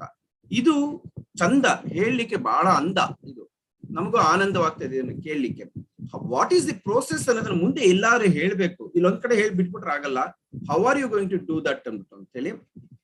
ಅಫ್ಕೋರ್ಸ್ ಏನು ಪ್ರೈವೇಟ್ ಪಾರ್ಟ್ನರ್ಶಿಪ್ ಅಂತ ಹೇಳ್ತಾರೆ ಆಬ್ಜೆಕ್ಟಿವ್ಸ್ ಅಲ್ಲಿ 1.4 ಅಲ್ಲಿ point number 6 in page number 7 that talks about encourage private sector partnerships and interventions to support children etc ಅಂತ. ಇದು ಡಿಫೈನ್ ಆಗ್ಬೇಕು, ಏನು ಪ್ರೈವೇಟ್ ನವರು ಮಾಡೋದು ಅಂತ. ಮತ್ತೆ ಈ ಒಂದು ಆಬ್ಜೆಕ್ಟಿವ್ಸ್ ಅಲ್ಲಿ ಸಿವಿಲ್ ಸೊಸೈಟಿ ಅನ್ನೋ ಪದ ಹುಡುಕ್ತಾ ಇದ್ದೆ ನಾನು, ಕಾಣಿಸ್ತಿಲ್ಲ ಆಬ್ಜೆಕ್ಟಿವ್ಸ್ ಅಲ್ಲಿ. ಯಾರಿಗಾರು ಕಂಡಿದ್ರೆ ದಯಮಾಡಿ ನನ್ನ ಕಣ್ಣಿಗೆ ಹಾಕಿ ಅದನ್ನ. ಸಿವಿಲ್ ಸೊಸೈಟಿ ಅಥವಾ NGO ಅನ್ನೋ ಪದ ಇಲ್ಲಿ ಪ್ರೈವೇಟ್ ಅಂತ ಹೇಳ್ತಿರ್ಬೇಕಾದ್ರೆ ಅದರೊಳಗೆ NGOs ಮತ್ತೆ ಸಿವಿಲ್ ಸೊಸೈಟಿ ಇದೆಯಾ ಅನ್ನುವಂಥದ್ದು ನನ್ನ ಪ್ರಶ್ನೆ ನಂಬರ್ 6 ಅಲ್ಲಿ. Are we should talk about partnership with NGOs and civil society ಅನ್ನೋ ಮಾತು ಬರಬೇಕು ಅಂತ ಅನ್ಸತ್ತೆ ನನಗೆ. ಪ್ರಾಬಬ್ಲಿ ನಾನು ಇದನ್ನ ಇನ್ನು ಮುಂದುವರ್ಸಕ್ ಹೋಗಲ್ಲ, ಇದನ್ನ ಇಲ್ಲಿ ಇಡ್ತೇನೆ. ನಮ್ಮ ದೊಡ್ಡ ಪ್ರಶ್ನೆ, ನಾನು ಮಿಕ್ಕಿದೆಲ್ಲಾನು ತಗೊಳಕ್ ಹೋಗ್ತಿಲ್ಲ ನಾನು. ಕಾಂಟ್ರಾಕ್ಚುಯಲ್ ಲೇಬರ್ ನ ಈ ಡಾಕ್ಯುಮೆಂಟ್ ಕೂಡ ಹೈಲೈಟ್ ಮಾಡ್ತಾ ಇದೆ ಪೇಜ್ ನಂಬರ್ 12 ಅಲ್ಲಿ chapter 3. It says that although efforts may be made to minimise outsourcing ಅಂತ ಹೇಳ್ತಾನೆ ಮುಂದಕ್ಕೆ ಹೋಗ್ತಾ provides for hiring of contractual staff state and district level ಅಂತ. ಈ ನಮ್ಮಲ್ಲಿ ಗೊತ್ತು ನಮಗೆ ಕಾಂಟ್ರಾಕ್ಚುಯಲ್ ಲೇಬರ್ ತಗೊಂಡಾಗ ಎಷ್ಟೋ ಕಡೆ ಮಿನಿಮಮ್ ವೇಜಸ್ ಗಿಂತ ಕಮ್ಮಿ ಕೊಡ್ತಾರೆ ಅನ್ಬಿಟ್ಟು ಅಂತ ಹೇಳಿ. State should shun it and take up ಅಂತ ಎಂಪ್ಲಾಯ್ಮೆಂಟ್ ಕೊಡ್ಬೇಕದು, ಕಾಂಟ್ರಾಕ್ಚುಯಲ್ ಲೇಬರ್ಗೆ ಹೋಗ್ಬಾರ್ದು ಅಂತ ನನಗನ್ಸುತ್ತೆ. I have talked about page number 13 ನಲ್ಲಿ I say that we need to converge ಅಂತ. I know I'm taking more time, I will stop here. 3.2 ನಲ್ಲಿ roll of civil society organisations ಅಂತ ಬಂದಾಗ ಪಾಯಿಂಟ್ ನಂಬರ್ 3 ದ CSOs ಅಂತ ಶುರು ಆಗುತ್ತೆ. ಅಲ್ಲಿ ತನಕನೂ ಮೇಲ್ಗಡೆ ಎಲ್ಲೂ ಸಿವಿಲ್ ಸೊಸೈಟಿ ಆರ್ಗನೈಸೇಷನ್ ಬಗ್ಗೆ ಹೇಳ್ದೇನೆ ಆಬ್ಜೆಕ್ಟಿವ್ಸ್ ಅಲ್ಲಿ. ಇದ್ದಕ್ಕಿದಾಗೆ ಇಲ್ಲಿ ನೀವು ಸಿವಿಲ್ ಸೊಸೈಟಿ ಆರ್ಗನೈಸೇಷನ್ಸ್ ಎಲ್ಲ ಮಾಡಬೇಕು ಅಂತ ಹೇಳಿದಾಗ ನಮ್ಮನ್ನ ಏನು ಟೇಕನ್ ಫಾರ್ ಗ್ರಾಂಟೆಡ್ NGOಗಳನ್ನ ಸರ್ಕಾರದ ಜೊತೆನಲ್ಲಿ ನೀವು ಕೆಲಸ ಮಾಡ್ತೀವಿ ಅಂತಂದ್ರೆ ಸರ್ಕಾರದ ಜೊತೆಯಲ್ಲಿ ಈಕ್ವಲ್ ಟ್ರೀಟ್ಮೆಂಟ್ ಕಾಣಿಸ್ಬೇಕು ಅಂತ ನನಗನ್ಸುತ್ತೆ. ಇಲ್ಲಿ ಪಾಯಿಂಟ್ 3 ನಲ್ಲಿ ಹೇಳ್ತಾ page number I mention it, page number ಎಷ್ಟಿದು 13, probably you read it. Role of civil society organisations number 3, the CSOs engaged with the mission must be registered with the Darpan portal maintained by Niti Aayog. ಆಗ್ಬೋದು ಮಾಡೋಣ. And follow all government stipulations including FCRA compliances ಅಂತ ಹೇಳ್ತಾರೆ. ಯಾಕೆ ಬೇಕು? ನೀವೇನು FCRA ಹಣ ಕೊಡಲ್ವಲ್ಲ. FCRA organisation FCRA ದುಡ್ಡು ತಗೊಳ್ತಾರೆ, ಅವ್ರು ಮಾಡ್ಕೊಳ್ತಾರೆ. ಅವ್ರು ನಾವು ಈ ಪ್ರಾಜೆಕ್ಟ್ ಅಲ್ಲಿ ನೋಡೋದೇನು, ನೇರವಾಗಿ ಸರ್ಕಾರದಿಂದ ಕೊಡುವ ಹಣ. ಅಲ್ಲಿ FCRA ಯಾಕೆ ಬೇಕು ಅಂತ ನನ್ನ ಪ್ರಶ್ನೆ. FCRA ಇಲ್ದಿರೋ ಆರ್ಗನೈಸೇಷನ್ ಕೊಡ್ತೀರಾ, FCRA ಇರೋ ಆರ್ಗನೈಸೇಷನ್ ಕೊಡ್ತೀರಾ? ಆ ಮಾತನ್ನ ತರಬೇಕು ಅಂದ್ಬಿಟ್ಟು ಅಂತ ನನಗನ್ಸುತ್ತೆ. ಅಂದ್ರೆ ಅದರ ಅವಶ್ಯಕತೆ ಇಲ್ಲ ಅಲ್ಲಿ ಅಂದ್ಬಿಟ್ಟು ಅಂತ. ಇಲ್ಲಿ ನೋಡಿ, ಚೈಲ್ಡ್ ಲೈನ್ ತರದ ಮಾತೇ ಇಲ್ಲದ ಹಾಗೆ ಅವಾಯ್ಡ್ ಆಗ್ಬಿಟ್ಟಿದ್ಯೇನೋ ಅಂತ ನನ್ನ ಭಾವನೆ. I am not going to touch the budget part of it because budget ಬಗ್ಗೆ ತುಂಬಾ ಮಾತುಕತೆಗಳು ಬರ್ತಾನೆ ಇರುತ್ತೆ. ಬಜೆಟ್ ಹಣ ಮತ್ತೆ ಹಣದ ರಿಲೀಸ್ ಮಾಡುವ ಸೈಕಲ್ ಇದೆಯಲ್ಲ, ಅದು ಕಾಣಿಸ್ಬೇಕು ಅಂತ ನನ್ನ ಬಹಳ ಗಟ್ಟಿಯಾದ ಒಂದು ಅಭಿಪ್ರಾಯ. ಇಲ್ಲಿ ಪೇಜ್ ನಂಬರ್ 28 ಬಂದಿದ್ದೀನಿ ನಾನು. ಅಲ್ಲಿ ಮೇಲ್ಗಡೆ ಚೈಲ್ಡ್ ಲೈನ್ ರಿಪೋರ್ಟ್ ಅಂತ ಒಂದು ಮಾತು ಬರುತ್ತೆ. Page number 30, point number 13, page number 28, 13.2 ನಲ್ಲಿ ಚೈಲ್ಡ್ ಲೈನ್ ರಿಪೋರ್ಟ್ ಅನ್ನೋದೊಂದು ಮೆನ್ಷನ್ ಆಗುತ್ತೆ. ಅದಾದ್ಮೇಲೆ ಮುಂದಕ್ಕೆ ಬಂದಾಗ point number 15, ensure placement of suggestion box in schools, child care institutions and other places with the sizable population of children and look into the complaints and suggestions given by children and take appropriate action ಅಂತ. But ಇಲ್ಲೆಲ್ಲೂ ಕೂಡ child line ನ display ಮಾಡಬೇಕು ಅಂತ ಹೇಳ್ತಾ ಇಲ್ಲ. ಯಾಕೋ ಏನೋ ಮೊದಲಿಂದನೂ ಚೈಲ್ಡ್ ಲೈನ್ ನ ಅದೇ ಇಲಾಖೆ ಬೆಳೆಸಿದಂತಹ ಚೈಲ್ಡ್ ಲೈನ್ ಕಾಣಿಸ್ದಂಗ ಆಗ್ತಿದೆಯಲ್ಲ ಅಂತ ನನಗೆ ಒಂಥರ ಅನುಮಾನ ಉಂಟಾಗುತ್ತೆ. ಹೀಗೆ ಮುಂದೆ ಬರ್ತಾ ಹೋಗ್ತಾ you all know that pay ಮುಂದೆ ಬಂದದ್ದು ಇದ್ದಕ್ಕಿದ್ದಾಗೆ 112 ಒಳಗೆ 112 ಇಂಟಿಗ್ರೇಟ್ ಆಗತ್ತೆ ಚೈಲ್ಡ್ ಲೈನ್ ಅಂತ ಅಷ್ಟೇ ಹೇಳುತ್ತೆ, ಅಥವಾ ಚೈಲ್ಡ್ ಹೆಲ್ಪ್ ಲೈನ್ ಇಂಟಿಗ್ರೇಟ್ ಆಗತ್ತೆ ಅನ್ನೋ ಮಾತು ಬರುತ್ತೆ. ನಮ್ಗಿಲ್ಲಿ ಕೇಳುವಂತಹ ಪ್ರಶ್ನೆ ಏನು ಅಂತಂದ್ರೆ, ಇಲ್ಲಿ ಇಂಟಿಗ್ರೇಷನ್ ಅಂದ್ರೆ ಏನು ಅನ್ಬಿಟ್ಟು ಅಂತ. ಇಂಟಿಗ್ರೇಷನ್ ಅಂತಂದಾಗ ನಾವು ಚೈಲ್ಡ್ ಲೈನ್ ನ ಸಪರೇಟ್ ಆಗಿ ಇಟ್ಕೊಳ್ತೀವ, ಅಥವಾ ಚೈಲ್ಡ್ ಲೈನ್ ಕೆಲಸಗಳನ್ನ ಇವರು ಪೊಲೀಸ್ನವ್ರು ತೆಗೆದುಕೊಳ್ಬಿಡ್ತಾರ ಅನ್ನೋದನ್ನ ದಯಮಾಡಿ ಸ್ಪೆಸಿಫೈ ಮಾಡ್ಬೇಕಾಗತ್ತೆ ಅನ್ನೋದೊಂದು ನನ್ನ ಒಂದು ಅಪೇಕ್ಷೆ. ಕಳೆದ ವಾರ ನಾವು ಮಾತನಾಡ್ತಿದ್ದಾಗ ಮಿನಿಸ್ಟರ್ ಅವರು ಹೇಳಿದ್ರು, ಚೈಲ್ಡ್ ಲೈನ್ ನೋಡಿ ಪೇಜ್ ನಂಬರ್ 66 ಅಲ್ಲಿ ಹೇಳತ್ತದು, ದ ಮಿಷನ್ ವಾತ್ಸಲ್ಯ ಎಕ್ಸೆಟ್ರಾ ಎಕ್ಸೆಟ್ರಾ ಹೇಳಿ shall be run the child helpline under mission Vathsalya shall be run with improved coordination with the state and district functionaries and integration with the 112 helpline of MHA ಅಂತ ಹೇಳ್ತಾರೆ. That is Ministry of Home Affairs ಅವ್ರ ಜೊತೆ ಅಂತ. Ministry of Home Affairs ಅಂದ್ರೆ ನಮ್ಗೆ ಅರ್ಥ ಆಗೋದು police ಅನ್ಬಿಟ್ಟು ಅಂತ ಹೇಳಿ. ಈಗ ಇದರ ಬಗ್ಗೆ ಬೇರೆ ಎಲ್ಲೂ ಕೂಡ ಏನು ಸರಿಯಾದ ಸ್ಪಷ್ಟತೆ ಇಲ್ಲ. ಕೆಳಗಡೆ ಒಂದು ನೋಟ್ ಹಾಕಿ ಹೇಳ್ತಾರೆ, a detail standard operating procedures on child helpline will be issued separately ಅನ್ಬಿಟ್ಟು ಅಂತ. This is to bring to the notice of all to say that ಈ ತರಹ ವೇಗಾಗಿ ಹೇಳಿರೋದ್ರಿಂದ ಚೈಲ್ಡ್ ಲೈನ್ ಒಳಗಡೆ ಸಾಕಷ್ಟು ಟರ್ಮೈಲ್ ಆಗ್ತಾ ಇದೆ. ಚೈಲ್ಡ್ ಲೈನ್ ಟೀಮ್ ಮೆಂಬರ್ಸ್ಗೆ ಒಂಥರ ಅನಿಶ್ಚಿತತೆ ಬಂದ್ಬಿಟ್ಟಿದೆ, ಏನಿದು ಆಗತ್ತೆ ಅಂತ. ಅಂಡ್ ಕೆಲವು ಡಿಸ್ಟ್ರಿಕ್ಟ್ ಗಳಲ್ಲಿ ಕೆಲವು ಆಫೀಸರ್ಸ್ ಹೇಳ್ಬಿಟ್ಟಿದ್ದಾರೆ ಚೈಲ್ಡ್ ಲೈನ್ ಇರೋದಿಲ್ಲ ಇನ್ಮೇಲೆ ಅನ್ಬಿಟ್ಟು ಅಂತ. ಏನ್ ಹಂಗಂದ್ರೆ ಚೈಲ್ಡ್ ಲೈನ್ ಇರೋದಿಲ್ಲ ಇನ್ಮೇಲೆ ಅನ್ಬಿಟ್ರೆ ಅಂತ. ಮತ್ತೆ ಈಗ ಕರ್ನಾಟಕ ಸರ್ಕಾರದಲ್ಲಿ ಚೈಲ್ಡ್ ಲೈನ್ ನ ಸೂಪರ್ವೈಸ್ ಮಾಡ್ಲಿಕ್ಕೆ DCPO ಮತ್ತು DC ಅವರಿಗೆ ವಹಿಸಲಾಗುತ್ತೆ ಅಂತ ಹೇಳಿ ಒಂದು ಸರ್ಕ್ಯುಲರ್ ಬರುತ್ತೆ. ಇಲ್ಲಿ ಈ ಮಿಷನ್ ವಾತ್ಸಲ್ಯ ಹೇಳುತ್ತೆ ಇಂಟಿಗ್ರೇಷನ್ ಮಾಡ್ತೀವಿ ಅಂತ. ಸೊ ಸ್ಪಷ್ಟತೆ ಬೇಕು. ಮುಂದಿನ ದಿನಗಳಲ್ಲಿ ಚೈಲ್ಡ್ ಲೈನ್ ನ ರೋಲ್ ಏನು ಅನ್ನೋದ್ರ ಬಗ್ಗೆ ನಾನು ಇಲ್ಲಿ ಹೇಳ್ತಾ ಇದ್ದೀನಿ, ಇದ್ರ ಬಗ್ಗೆ ಬರಿತಾ ಇದ್ದೀವಿ. Thanks for the opportunity. ಮೊದಲನೇ ಅವರು ತುಂಬಾ ಟೈಮ್ ತಗೊಳ್ತಾರೆ ಅನ್ನೋದು ಯಾವಾಗ್ಲೂ ಇರುತ್ತೆ. Harish, I know I have taken more time, probably others will continue. Thank you Soni. Yes ಬಹಳ ಡಿಟೇಲ್ ಆಗಿ ತಿಳಿಸ್ಕೊಟ್ಟಿದ್ದೀರಿ ಸರ್. ಐ ಥಿಂಕ್ ಹೆಚ್ಚಿನವರ ಮನಸ್ಸಿನಲ್ಲಿದ್ದಂತ ಭಾವನೆಗಳನ್ನು ತಾವು ಒಬ್ಬರೇ ಹೇಳಿದ್ದೀರಿ. Thank you. ಮುಂದೆ ಯಾರಾದ್ರೂ ನೀವು ಮಾತಾಡ್ಬೇಕು? ಹಾ, ಒಂದು ನಿಮಿಷ. ಮುಂದೆ ಯಾರಾದ್ರೂ ಮಾತಾಡುವವರಿದ್ರೆ ದಯವಿಟ್ಟು ನೀವು ನಿಮ್ಮ ತಮ್ಮ ಓಕೆ ಅಂತ ಕೊಟ್ರೆ ಅಥವಾ ಹ್ಯಾಂಡ್ ರೈಸ್ ಮಾಡಿದ್ರೆ ನಾನು ಅವರಿಗೆ ಮಾತಾಡ್ಲಿಕ್ಕೆ ಅವಕಾಶ ಕೊಡ್ತೇನೆ. ಸೊ ದಯವಿಟ್ಟು ಸಮಯದ ಅಭಾವ ಇರುವುದರಿಂದ ಸ್ಪಷ್ಟವಾಗಿ ವಿಷಯಗಳನ್ನು ನೇರವಾಗಿ ಹೇಳಿ, ಮತ್ತು ಒಬ್ರು ಹೇಳಿದನ್ನು ಮತ್ತೊಂದು ಸರ್ತಿ ರಿಪೀಟ್ ಮಾಡೋದು ಬೇಡ ಅಂತ ಅನಿಸುತ್ತೆ. ಸೊ ಮೊದಲಿಗೆ ಪ್ರವೀಣ್ ಅವರಿದ್ದಾರೆ ಗದಗಿಂದ ಅಂತ. ಪ್ರವೀಣ್, ತಾವು ತಮ್ಮ ಇಂಟ್ರೊಡಕ್ಷನ್ ಕೊಟ್ಟು ಮಾತಾಡಿ. ಸರ್, ನನ್ನ ಹೆಸರು Praveen ಬೇಟಗೇರಿ, data analyst DCP.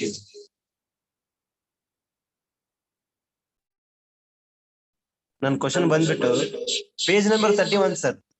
Distribute tree ಇದೆ ಅಲ್ಲ, ಅದರಲ್ಲಿ ಡಾಟಾ ಅನಲಿಸ್ಟ್ ಪೋಸ್ಟ್ ಮೆನ್ಷನ್ ಮಾಡಿಲ್ಲ. ಹೋದ್ಸತ ರಿವೈಸ್ ಆದಾಗ 2014 ರಿವೈಸ್ ಆದಾಗೂ ಮೆನ್ಷನ್ ಮಾಡಿದ್ಲ. ಇದನ್ನ ಸೋನಿ ಕುಟ್ಟಿ ಜಾರ್ಜ್ ಒಮ್ಮಿಗೆ ಹೇಳಿದ್ವಿ ಸರ್. ಈ ಸತನ ಸೇಮ್ ಮಿಸ್ಟೇಕ್ ಆಗಿದೆ ಸರ್. ನಮ್ ಡಾಟಾ ಅನಲಿಸ್ಟ್ ಪೋಸ್ಟ್ ಅದ್ರೊಳಗೆ ಟ್ರೀ ಅಲ್ಲಿ ಕಾಣಿಸಿಲ್ಲ. ಪ್ಲೀಸ್ ಇದೊಂದು ಹಾಕಿ. Okay, Praveen. Okay, right. Sir, you was telling about the data analyst this thing. So, okay. So next, Govind Raju. Sir ನಮಸ್ತೆ, ನಾನು ಗೋವಿಂದ ರಾಜು ಅಂತ ಚಾಮರಾಜನಗರದಿಂದ. TWC ಸಿಟ್ಟಿಂಗು ನಮ್ಮಲ್ಲಿ ಈಗ 20ಕ್ಕೆ ಆದೇಶ ಮಾಡಿದ್ದಾರೆ. ಆದ್ರೆ ಅದು ಅವಕಾಶ ಸನ್ನಿವೇಶಗಳ ಸಂದರ್ಭಗಳ ತಕ್ಕಂತೆ ಬದಲಾವಣೆಗಳಿಗೆ ಒಂದು ಆದೇಶ ಮಾಡಿಕೊಟ್ರೆ ಅನುಕೂಲ ಆಗ್ತಿತ್ತು ಸರ್. ಅಂದ್ರೆ ನೀವು ಮಿಷನ್ ವಾತ್ಸಲ್ಯದಲ್ಲಿ ಇರುವಂತ 20 ಮೀಟಿಂಗ್ 2,000 ರೂಪಾಯಿ ಪರ್ ಸಿಟ್ಟಿಂಗ್ ಬಗ್ಗೆ ಹೇಳ್ತಾ ಇದ್ದೀರಾ ಅಥವಾ ಅಲ್ಲ, ನಾನು ಅಮೌಂಟ್ ಬಗ್ಗೆ ಹೇಳ್ತಾ ಇಲ್ಲ. ಸಿಟ್ಟಿಂಗು ಮ್ಯಾಕ್ಸಿಮಮ್ 20 ಅಂತಿದೆ. ಆದ್ರೆ ಅದನ್ನ ಕಡಿಮೆ ಮತ್ತೆ ಹೆಚ್ಚು ಮಾಡ್ತಕ್ಕಂಥದ್ದು ಯಾರಿಗಿದೆ ಅವಕಾಶಗಳು ಅಂತಕ್ಕಂಥದ್ದು. Okay, okay, okay. Sir, he is telling about the total number of CWC sitting, which is right now it is 20. So, who has the authority to direct whether we need less or more CWC sitting? That is his major question. Okay, ಅದನ್ನು note ಮಾಡಿದ್ದೇವೆ Govindaraj. Right.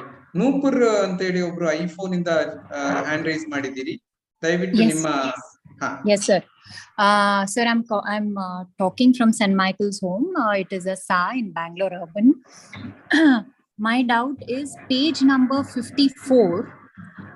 When we look at child related functions of SA, it says preparation of child study report and physical examination report. We have always called it medical examination report. Why is it put as physical examination report is my question. And the second thing is the point C under the same child related functions, post CWC order, report registration of the child to DCPO and SARA. So the next point, if you see, uploading details of children on the portal maintained by the ministry. As soon as we register a child or a child is admitted in our SA, we immediately update the details of the child on the portal, that is Carings portal. So even after doing that separately, do we have to send report of the registration of the child to the DCPO and SARA? Is it necessary? Because this Carings portal is accessed by all of us, by the DCPO, by SARA, and by the SAS. So is it necessary to separately send it to them for every child admitted? Is my question. Okay, we have noted it, ma'am. Thank you. Okay, thank you. Ashwini ಅವರಿದ್ದೀರಿ next. Sir ನಮಸ್ತೆ sir, Mandya ಗಲ್ಸೋಮಿಂದ sir. Hello. Yes, ಮಾತಾಡಿ. Sir ಇದು page number 47 ಅಲ್ಲಿ sir CCI ಇದೆ sir. ಅಲ್ಲಿ ರಕ್ಷಕರು ಮತ್ತೆ dhobi data entry operator ಹುದ್ದೆಗಳು ಸೇರ್ಪಡೆ ಆಗಿಲ್ಲ ಸರ್ ಮಿಷನ್ ವಾತ್ಸಲ್ಯದಲ್ಲಿ. ಓಕೆ. ಹೌದು. ಆಮೇಲೆ ಸರ್ ನಮ್ಮ ಇಲ್ಲಿ ಬಾಲಮಂದಿರದ ಡಾಟಾ ಎಂಟ್ರಿ ಆಪರೇಟರ್ಗೆ ಗೌರವಧನದ ಆಧಾರದ ಮೇಲೆನೆ 9,000 ಅಂತ ಮಾತ್ರ ಮಾಸಿಕ ರು ಇರೋದು ಸರ್. ಯಾವ ಕನಿಷ್ಠ ವೇತನ ಏನು ಇಲ್ಲ ಸರ್. ಮಿಷನ್ ವಾತ್ಸಲ್ಯದಲ್ಲಿ ಬರುತ್ತೆ ಅನ್ನೋ ಒಂದು ನಂಬಿಕೆನಲ್ಲಿ ಇದ್ವಿ, ಬಟ್ ಅದು ಮಿಷನ್ ವಾತ್ಸಲ್ಯದಲ್ಲೂ ಸೇರ್ಪಡೆ ಆಗಿಲ್ಲ ಸರ್ ನಮ್ಮ ಹುದ್ದೆ. ಓಕೆ ಮೇಡಮ್, ಓಕೆ, ನೋಟ್ ಮಾಡಿದ್ದೇವೆ. Thank you. Okay sir, thank you sir. Sir ನಮಸ್ತೆ. ಒಂದು ನಿಮಿಷ, ಮಲ್ಲಪ್ಪ ಅವರಿದ್ದೀರಿ? ಸರ್ ನಮಸ್ತೆ, this is Vasanthi Uppar sir. Yes madam, ಒಂದು ನಿಮಿಷ. ಮಲ್ಲಪ್ಪ ಅವರೇ, ವಸಂತಿ ಮೇಡಮ್ ಮಾತಾಡಿದ ನಂತರ ತಾವು ಮಾತಾಡಿ. Okay sir. Yes, Vasanthi madam ಹೇಳಿ. ಎಸ್ ಮೇಡಮ್, ಈಗ DM ಅವರ ರೋಲ್ ನಲ್ಲಿ they have told that DM he or she has to satisfy himself before placing the child in CCI ಅಂತ ಹೇಳ್ತಾ ಇದ್ದಾರೆ. So in that case, as it in the beginning, Soni Kuti George sir, he told that DM will be having more tasks to perform. So in that way, I think this task can be withdrawn from the DM and should be retained with the CWC, because CWC is taking the SIR reports and placing the child in CCI or releasing to the parents. So if this is retained, DM role ನಲ್ಲಿ ಇದನ್ನ ಉಳಿಸಿದ್ರೆ ಎಲ್ಲಾ ಫೈಲ್ಗಳು ಕೂಡ DM ಗೆ ಕಳಿಸ್ಬೇಕಾಗತ್ತೆ sir. ತುಂಬಾ delay ಆಗುತ್ತೆ ಮಕ್ಕಳನ್ನ place ಮಾಡೋದಕ್ಕೆ ಅಂತ. That is one. And another one is, ನಾನು ಸುಮಾರು ಪಾಯಿಂಟ್ಸ್ ಗಳನ್ನ ಬರ್ದು ಕಳಿಸಿದೀನಿ ಸರ್. ನಾನು ಮೇನ್ ಮಾತ್ರ ತಮ್ಗೆ ಹೇಳೋದಕ್ಕೆ ಇಷ್ಟಪಡ್ತೀನಿ. ಇದರಲ್ಲಿ PO NIC has to is working under DCPO. ಅದರಲ್ಲಿ ಏನ್ ಹೇಳ್ತಾರೆ, they have to submit the report to the SARA ಅಂತ ಹೇಳ್ತಾರೆ. So he cannot submit the reports to the SARA directly. They have to submit to the DCPO, and in turn it has to go to SARA after the review. And with regard to the number of posts, PO, IC, NIC and LPO ಮೂರ್ post ಮಾಡಿದ್ದಾರೆ. In my experience, ಅದು ಎರಡಾದ್ರೂ ಪರವಾಗಿಲ್ಲ ನಮ್ಗೆ. ಆದ್ರೆ ಏನ್ salary fix ಮಾಡಿದ್ದಾರೆ 27,000, taking into consideration their education background, the nature of work they do, and the present cost of living, this is not correct sir. ಎಷ್ಟು ಸಾಕಾಗೋದಿಲ್ಲ ಅವ್ರಿಗೆ. ಅವರ ಒಂದು ಮನೋಸ್ಥೈರ್ಯವನ್ನ ನಾವು ಯಾವಾಗ್ಲೂ ಯಾವ ರೀತಿ ಇರುತ್ತೋ ಅದನ್ನ ಇನ್ನೂ ಹೆಚ್ಚಿಸ್ಕೊಂಡು ಅವರಿಗೆ ನಾವು ಪ್ರೋತ್ಸಾಹ ಕೊಟ್ಕೊಂಡು ರಿಸ್ಕ್ ಟೇಕಿಂಗ್ ಕೆಲಸನೇ ಜಾಸ್ತಿ ಇರುತ್ತೆ ಚೈಲ್ಡ್ ಪ್ರೊಟೆಕ್ಷನ್ ಅಲ್ಲಿ. ಹಾಗಾಗಿ ಅದನ್ನ ನಾವು ಒಂದು ಅಟ್ಲೀಸ್ಟ್ ಒಂದು 45,000ಗೆ ಇನ್ಕ್ರೀಸ್ ಮಾಡಿದ್ರೆ ಒಳ್ಳೇದು ಅಂತ ಹೇಳ್ಬಿಟ್ಟು ಅದೊಂದು ಮೇನ್ ಚೇಂಜಸ್ ಕೇಳ್ತಾ ಇದೀವಿ. ಜೊತೆಗೆ ಕೌನ್ಸಿಲರ್ ಪೋಸ್ಟ್ ಒಂದೇ ಇದೆ. ನಮ್ಗೆ ಈಗ ಪೋಕ್ಸೋ ಕೇಸಸ್ ಅಲ್ಲಿ ಸಪೋರ್ಟ್ ಪರ್ಸನ್ಸ್ ಕೊಡಿ ಅಂತಾರೆ. 1,000 ರೂಪಾಯಿ ಅವರಿಗೆ ಹಾನರೇರಿಯಂ ಇದೆ. ಅದನ್ನ 3,000ಗೆ ಮಾಡ್ತೀವಿ ಅಂತ ಹೇಳ್ತಾ ಇದಾರೆ, ನಮ್ಮಲ್ಲಿ ಇನ್ನೂ ಮಾಡಿಲ್ಲ. ಸೊ ಹಾಗಾಗಿ ಅಲ್ಲಿ ಸಪೋರ್ಟ್ ಪರ್ಸನ್ಸ್ ಗಳನ್ನ ಕೊಡಕ್ಕೆ ನಮ್ಗೆ ಯಾರು ಮುಂದೆ ಬರಲ್ಲ ಸರ್. ಇವಾಗ ನನ್ನ ಎಕ್ಸ್ಪೀರಿಯನ್ಸ್ ಅಲ್ಲಿ ಯಾರು ಕೂಡ 1,000 ಕೊಡ್ತೀನಿ ಅಂದ್ರೇನೆ ಮುಂದೆ ಬರ್ತಾ ಇಲ್ಲ. ಸೊ ಹಾಗಾಗಿ ಇನ್ನೊಂದು ಕೌನ್ಸಿಲರ್ ಪೋಸ್ಟ್ ಕೊಟ್ರೆ ಎಕ್ಸ್ಕ್ಲೂಸಿವ್ಲಿ ಫಾರ್ ಪೋಕ್ಸೋ ಕೇಸಸ್ಗೆ ಮಕ್ಕಳಿಗೆ ಸಪೋರ್ಟ್ ಪರ್ಸನ್ ಆಗಿ ವರ್ಕ್ ಮಾಡೋದಕ್ಕೆ ಅದು ಹೆಲ್ಪ್ ಆಗುತ್ತೆ. ಮತ್ತೆ ಅವರ ಒಂದು ಸ್ಯಾಲ್ರಿ ಕೂಡ ಇನ್ಕ್ರೀಸ್ ಆಗ್ಬೇಕಾಗತ್ತೆ ಸರ್. ಅದ ಇನ್ಕ್ರೀಸ್ ಮಾಡೋ ಡೀಟೇಲ್ಸ್ ಎಲ್ಲ ನಾನು ಬರ್ದೀನಿ, ಅದನ್ನ ಹೆಡ್ ಆಫೀಸಿಗೆ ಕಳಿಸಿದ್ದೀನಿ, ತಮ್ಮ ಜೊತೆಗೂ ಶೇರ್ ಮಾಡ್ತೀನಿ. ಮತ್ತೆ ತುಂಬಾ ಇಂಪಾರ್ಟೆಂಟ್ ಅಂತ ಹೇಳಿದ್ರೆ ಸರ್, ನಮ್ಮ DCPUಗೆ ಪ್ಯೂನ್ ಪೋಸ್ಟೇ ಇಲ್ಲ. ಅದು ಹಿಂದೆ ಬಿಗಿನಿಂಗ್ ಅಲ್ಲಿ ಕೂಡ ಪ್ಯೂನ್ ಪೋಸ್ಟ್ ಇಲ್ಲ. ನಮ್ಮ ಆಫೀಸ್ ಕ್ಲೀನ್ ಮಾಡ್ಬೇಕು, ಟಪಾಲ್ಗಳು ತಗೊಂಡ್ ಹೋಗ್ಬೇಕು ಅಂತ ಹೇಳಿದ್ರೆ ಪ್ಯೂನ್ ಪೋಸ್ಟ್ ಇಲ್ಲ. ನಾವು ರಿಕ್ವೆಸ್ಟ್ ಮಾಡ್ಕೊಂಡು DC ಅವರಿಂದ ಪರ್ಮಿಷನ್ ತಗೊಂಡು ಒಂದು ಮಿನಿಮಮ್ ಅಮೌಂಟ್ ಕೊಟ್ಬಿಟ್ಟು ನಾವು ಕ್ಲೀನ್ ಮಾಡಿಸ್ಕೊಳ್ತಾ ಇದೀವಿ. ಸೊ ಒಂದು ಪ್ಯೂನ್ ಪೋಸ್ಟ್ ಸ್ಯಾಂಕ್ಷನ್ ಆಗ್ಬೇಕಾಗತ್ತೆ ಸರ್. ಯಾಕಂದ್ರೆ ಇಲ್ಲಿ ಕನ್ವರ್ಜೆನ್ಸ್ ಅಂತ ಹೇಳ್ತಾ ಇದೀವಿ, ಸುಮಾರು ಡಿಪಾರ್ಟ್ಮೆಂಟ್ಗಳ ಜೊತೆಗೆ ಪತ್ರಗಳನ್ನ ಕೊಡೋದಿರುತ್ತೆ, ತಗೊಂಡ್ ಬರೋದಿರುತ್ತೆ, ಆಫೀಸ್ ಕ್ಲೀನ್ ಮಾಡ್ಬೇಕು. ಈಗ ನಂಬರ್ ಆಫ್ ಸ್ಟಾಫ್ ಜಾಸ್ತಿ ಆದಾಗ ಆಫೀಸ್ ಕೆಲಸ ತುಂಬಾ ಇರುತ್ತೆ. ಸೊ ಹಾಗಾಗಿ ಒಂದು ಪ್ಯೂನ್ ಪೋಸ್ಟ್ ಸ್ಯಾಂಕ್ಷನ್ ಆಗ್ಬೇಕಾಗತ್ತೆ. ಮತ್ತೆ ಈಗ ಐ ಥಿಂಕ್ ಇದು CWC ಸಿಟ್ಟಿಂಗ್ಸ್ ಬಗ್ಗೆ ಅವ್ರು ಏನ್ ಹೇಳಿದ್ರು ಅಂದ್ರೆ ಬಹುಶಃ ತಾವು ಸ್ವಲ್ಪ ಅದರಲ್ಲಿ ಕನ್ಫ್ಯೂಷನ್ ಮಾಡ್ಕೊಂಡ್ರಿ ಅಂತ ನನಗೆ ಅನಿಸ್ತು. The thing is that 20 CWC sittings have been fixed as per the JJ act. But ನಮ್ಮಲ್ಲಿ ಇರ್ತಕ್ಕಂಥ ಕೇಸಸ್ ಲೋಡ್ ಅದ್ರ ಮೇಲೆ ನೋಡಿದ್ರೆ 20 ನಮ್ಗೆ ಬೇಕಾಗಲ್ಲ. So what he made was and what I am also telling, let it be fixed at 10 or 12, but let it be increased to 20 if there is a need. DM ಗೆ ಪತ್ರ ಬರೆದು ನಮ್ಗೆ additional sittings ಬೇಕು ಈ ತಿಂಗಳಲ್ಲಿ ಅಂತ ಹೇಳ್ಬಿಟ್ಟು CWC can ask any time to the DM and they can have the extra meetings. ಮತ್ತೆ ಈ CCI ವಿಸಿಟ್ಸ್ ಗಳು ಕೂಡ ನಮಗೆ ಇವಾಗ ಈ ಸಿಟ್ಟಿಂಗ್ಸ್ ಅಲ್ಲೇ ಬರುತ್ತೆ ಅಂತ ಹೇಳ್ತಾ ಇದ್ದಾರೆ. ಹಾಗಾಗಿ CCI ವಿಸಿಟ್ಸ್ 20ರಲ್ಲೇನೆ ಸೇರ್ಕೊಂಡಿದೆ. ಬಟ್ ಏನಾಗ್ತಾ ಇದೆ ಅಂತ ಹೇಳಿದ್ರೆ ಈ CWC ಅವರು ಅವರಿಗೆ ಎಲ್ಲಾ CCIಗಳಿಗೂ ವಿದಿನ್ 3 months ಅಲ್ಲಿ ಕಂಪಲ್ಸರಿ ವಿಸಿಟ್ ಮಾಡ್ಲೇಬೇಕು ಅಂತ ಹೇಳಿ ಒಂದು ರೂಲ್ ಮಾಡ್ಬೇಕು ಸರ್. ಬಿಕಾಸ್ ನಾವು ದೇ ಆರ್ ವಿಸಿಟಿಂಗ್, ಕೆಲಕ್ ಹೋಗೋದೇ ಇಲ್ಲ, ಕೆಲಕ್ ಮಾತ್ರ ಹೋಗ್ತಾರೆ, ಕೆಲಕ್ ಹೋಗೋದಿಲ್ಲ. ಸೊ ಹಂಗಾಗಿ that need to be in writing ಅಲ್ಲಿ ಅದು ಇರ್ಬೇಕಾಗುತ್ತೆ. ಆಮೇಲೆ ನಮ್ಮ CCIಸ್ಗೆ ಸ್ಟಾಫ್ ಕೊಟ್ಟಿದ್ದಾರೆ. ಅಲ್ಲಿ ನಮ್ಗೆ ಕುಕ್ಸಿಗೆ ಸ್ಯಾಲರಿ ಬರೀ 10,000 ಹೇಳ್ತಾರೆ. ಮಿನಿಮಮ್ ವೇಜ್ ಆಕ್ಟ್ ಪ್ರಕಾರ ನಾವು ಅವ್ರನ್ನ ಅಷ್ಟು ಕೊಡಕ್ ಆಗಲ್ಲ sir. We have to give them minimum 14,000 rupees salary ಕೊಡ್ಬೇಕಾಗುತ್ತೆ ಆ ಇಬ್ರಿಗೂ. ಮತ್ತೆ 2 ವಾಚ್ಮನ್ ಪೋಸ್ಟ್ ಕೊಟ್ಟಿದ್ದಾರೆ. We need 1 more post. ಯಾಕಂದ್ರೆ ರಾತ್ರಿ ನಮ್ಗೆ 2 ವಾಚ್ಮನ್ಗಳು ಬೇಕಾಗ್ತಾರೆ, ಡೇ ಟೈಮ್ ಅಲ್ಲಿ ಒಬ್ರು ಆದ್ರೆ ಸಾಕು. ನೈಟ್ ಮಕ್ಕಳಿಗೆ ಏನಾದ್ರು ಹೆಚ್ಚು ಕಮ್ಮಿ ಆಯ್ತು ಹೆಲ್ತ್ ಅಂತ ಹೇಳಿದ್ರೆ ಆಸ್ಪತ್ರೆಗೆ ಹೋಗೋದಿರ್ಬೋದು ಅಥವಾ ಬೇರೆ ಇನ್ನೇನೋ ಕೇಸಿಗಿರ್ಬೋದು, ಅಲ್ಲಿ ನಮ್ಗೆ 2 ಸ್ಟಾಫ್ಗಳು ಬೇಕೇ ಬೇಕಾಗ್ತಾರೆ. ಹಾಗಾಗಿ 1 more ವಾಚ್ಮನ್ ಪೋಸ್ಟ್ ನಮ್ಗೆ ಅಲ್ಲಿಗೆ ಬೇಕು. ಮತ್ತೆ ಕೆಲವೆಲ್ಲ ನಾವು salary increase of all the staff ಬಗ್ಗೆ ಕೂಡ ನಾವು ವಿವರವಾಗಿ ಬರ್ದಿದೀವಿ ಸರ್. ಅದನ್ನ ತಮ್ಮ ಜೊತೆಗೂ ಶೇರ್ ಮಾಡ್ತೀವಿ sir. Thank you. Okay, thank you madam, thank you. ದಯವಿಟ್ಟು ಅದನ್ನು ಗಿರಿಧರ್ ಸರ್ ಜೊತೆಗೆ ಶೇರ್ ಮಾಡಿದ್ರೆ ತುಂಬಾ ಒಳ್ಳೇದು, ICPS ನ ಗಿರಿಧರ್ ಅವ್ರ ಜೊತೆಗೆ. ಸೊ ಅವರು ನಮ್ಮ yes thank you. Sir, you want to respond sir or shall we continue? I don't think response is required right now, no? Okay. Yeah, sure. Okay. Sir, namaste. Sir, namaste. ಒಂದು ನಿಮಿಷ, OH ಧಾರವಾಡದವರು. ನಾನು ಅದಕ್ಕೇನೆ ಆಗ್ಲೇ ಹೇಳಿದೆ, ಒಂದಷ್ಟು ಜನ ಕೈ ಎತ್ತಿದ್ದಾರೆ. So ನಿಮಗೂ ಮಾತಾಡ್ಲಿಕ್ಕೆ ಇದ್ರೆ ದಯವಿಟ್ಟು ಕೈ ಎತ್ತಿ, ನಿಮ್ಮ ಇದು ಬರುವಾಗ ನಾವು ನಿಮ್ಗೆ ಕೊಡ್ತೇವೆ. ಮಲ್ಲಪ್ಪ ಅವರು ಫಸ್ಟಿಗೆ. ಮಲ್ಲಪ್ಪ ಸರ್ ನಮಸ್ಕಾರ ರೀ. ನಮಸ್ತೆ ಸರ್, ಮಾನ್ಯ ವಾಸಂತಿ ಮೇಡಮ್ ಅವ್ರು ಹೇಳಿದಾಗಿದೆ ಮೇಡಮ್. ಸ್ಟಾಫ್ ಪೇಜ್ ನಂಬರ್ 36 ಅಲ್ಲಿ ಸರ್ ಸ್ಟಾಫ್ ಸ್ಯಾಲರಿ ಸರ್, ಅದರಲ್ಲಿ ವಿಶೇಷವಾಗಿ ಔಟ್ರೀಚ್ ವರ್ಕರ್ ಸ್ಯಾಲರಿ ತುಂಬಾನೇ ಕಡಿಮೆ ಇದೆ ಸರ್. ಅದು ಮಿನಿಮಮ್ ವೇಜ್ ಪ್ರಕಾರ ಅಮೆಂಡ್ಮೆಂಟ್ ಆಗ್ಬೇಕು ಸರ್ ಅದು. Okay, right. Thank you. Purnima madam ಅವರು. ಪೂರ್ಣಿಮಾ ಅವರು. ಹಲೋ ಸರ್, ನಮಸ್ತೆ. ಸರ್, ಏನು ಗೊತ್ತಾ, ಶಿಶುಗೃಹದಲ್ಲಿ ಆಯಾಗಳು ಅಂತ 6 ಜನ ವರ್ಕ್ ಮಾಡ್ತಾ ಇದ್ದಾರೆ ಸರ್. ಚಿಕ್ಕ ಮಕ್ಕಳು ಇರೋದ್ರಿಂದ 6 ಮಕ್ಕಳಿದ್ದಾರೆ. ಅವರು ದಿನಕ್ಕೆ 12 ತಾಸಲ್ಲಿ ಕೆಲಸ ಮಾಡ್ಬೇಕಾದ ಸಂದರ್ಭಗಳು ಬಂದಿದೆ. ಬಟ್ ಅವರಿಗೆ 8,000 ಅವರ ಜೀವನೋಪಾಯಕ್ಕೆ ಸಾಲ್ತಾ ಇಲ್ಲ ಸರ್. ಇದುವರೆಗೂ 6,000 ಇತ್ತು. ಈಗ 8,000ಕ್ಕೆ ಇನ್ಕ್ರೀಸ್ ಮಾಡಿದ್ದಾರೆ ಆ ಮಿಷನ್ ವಾತ್ಸಲ್ಯ ಗೈಡ್ಲೈನ್ಸ್ ಪ್ರಕಾರ. ಬಟ್ ಅದು ಕೂಡ ಅವರಿಗೆ ತುಂಬಾನೇ ಕಡಿಮೆ ಆಗುತ್ತೆ ಸರ್. ಅದ್ರಲ್ಲಿ ಜೀವನ ನಿರ್ವಹಣೆಗೆ ತುಂಬಾ ಕಷ್ಟ ಆಗ್ತಾ ಇದೆ. ಅದೊಂದು ಸರ್.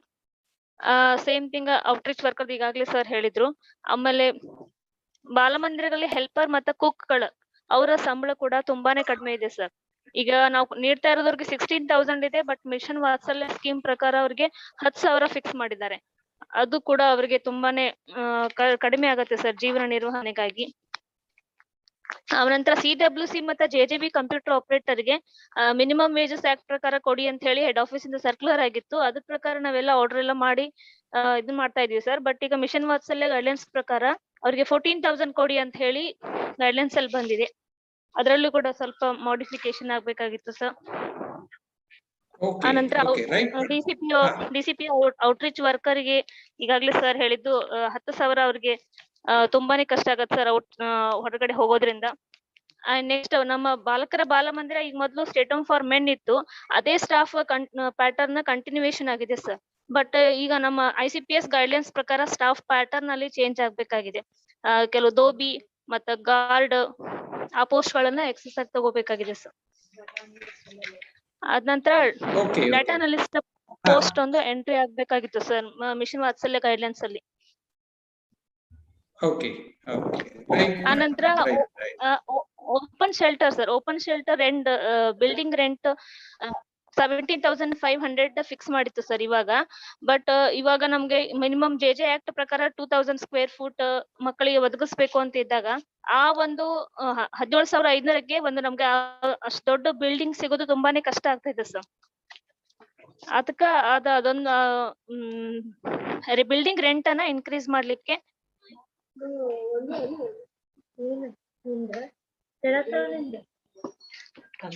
ಓಕೆ, ಪೂರ್ಣಿಮಾ ಮೇಡಮ್ ಅವರಿಗೆ ಥ್ಯಾಂಕ್ ಯು. ನನ್ನ ಇನ್ನೊಂದು ತಮ್ಮಲ್ಲಿ ರಿಕ್ವೆಸ್ಟ್ ಏನು ಅಂತಂದ್ರೆ, ಈ ಸ್ಯಾಲರಿ ಪಾರ್ಟ್ ಇದು ನಾವೆಲ್ಲರೂ ಕೂಡ ನೋಟ್ ಮಾಡಿದ್ದೇವೆ. ದಯವಿಟ್ಟು ಮತ್ತು ಯಾರು ಕಲಬುರಗಿಯಿಂದ ಸರ್, ಅಡಾಪ್ಷನ್ ಸೆಂಟರ್ ಇಂದ. ಒಂದು ನಿಮಿಷ.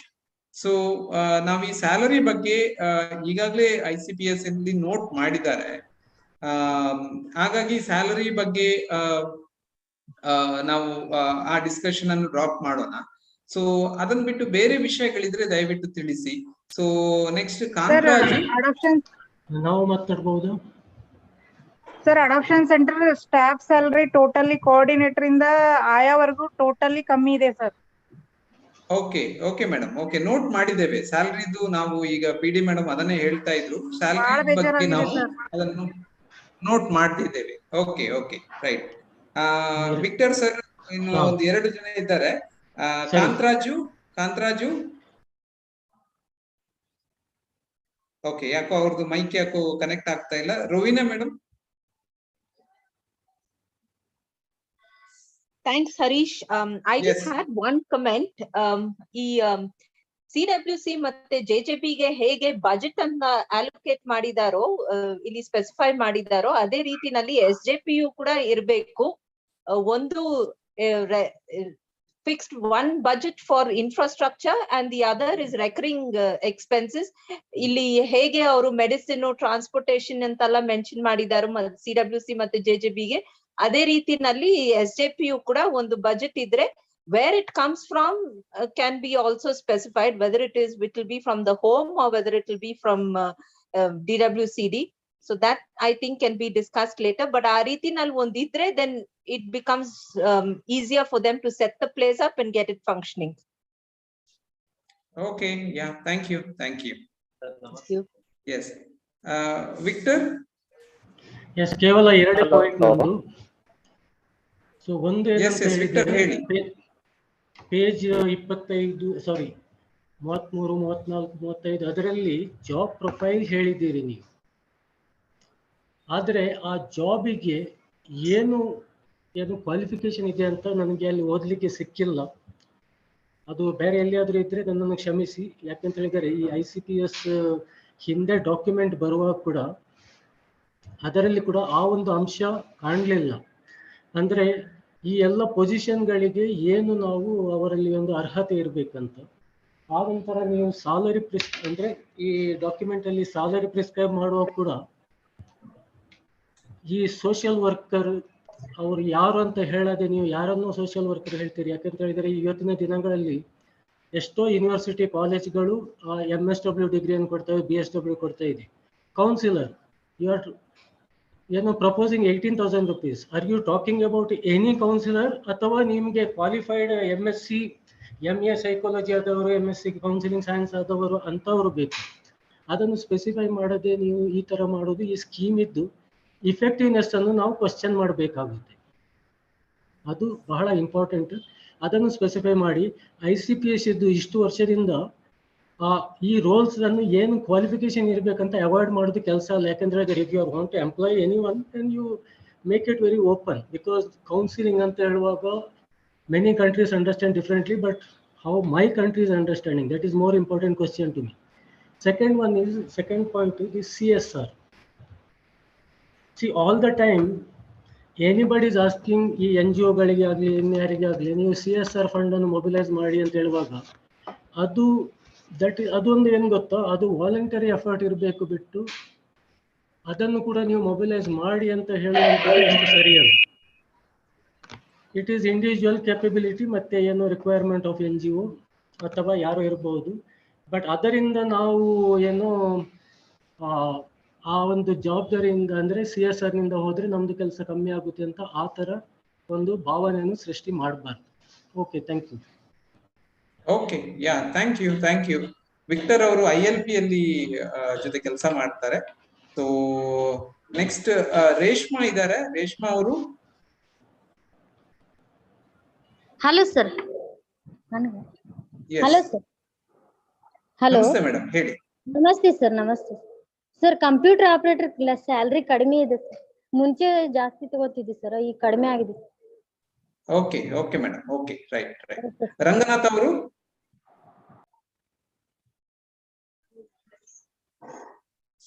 ಹಲೋ. ರಂಗನಾಥ್ ಹೇಳಿ. ರಂಗನಾಥ್ ಹೇಳಿ. ಕೇಳ್ತಾ ಇದೆ ಸರ್? ಕೇಳ್ತಾ ಇದೆ.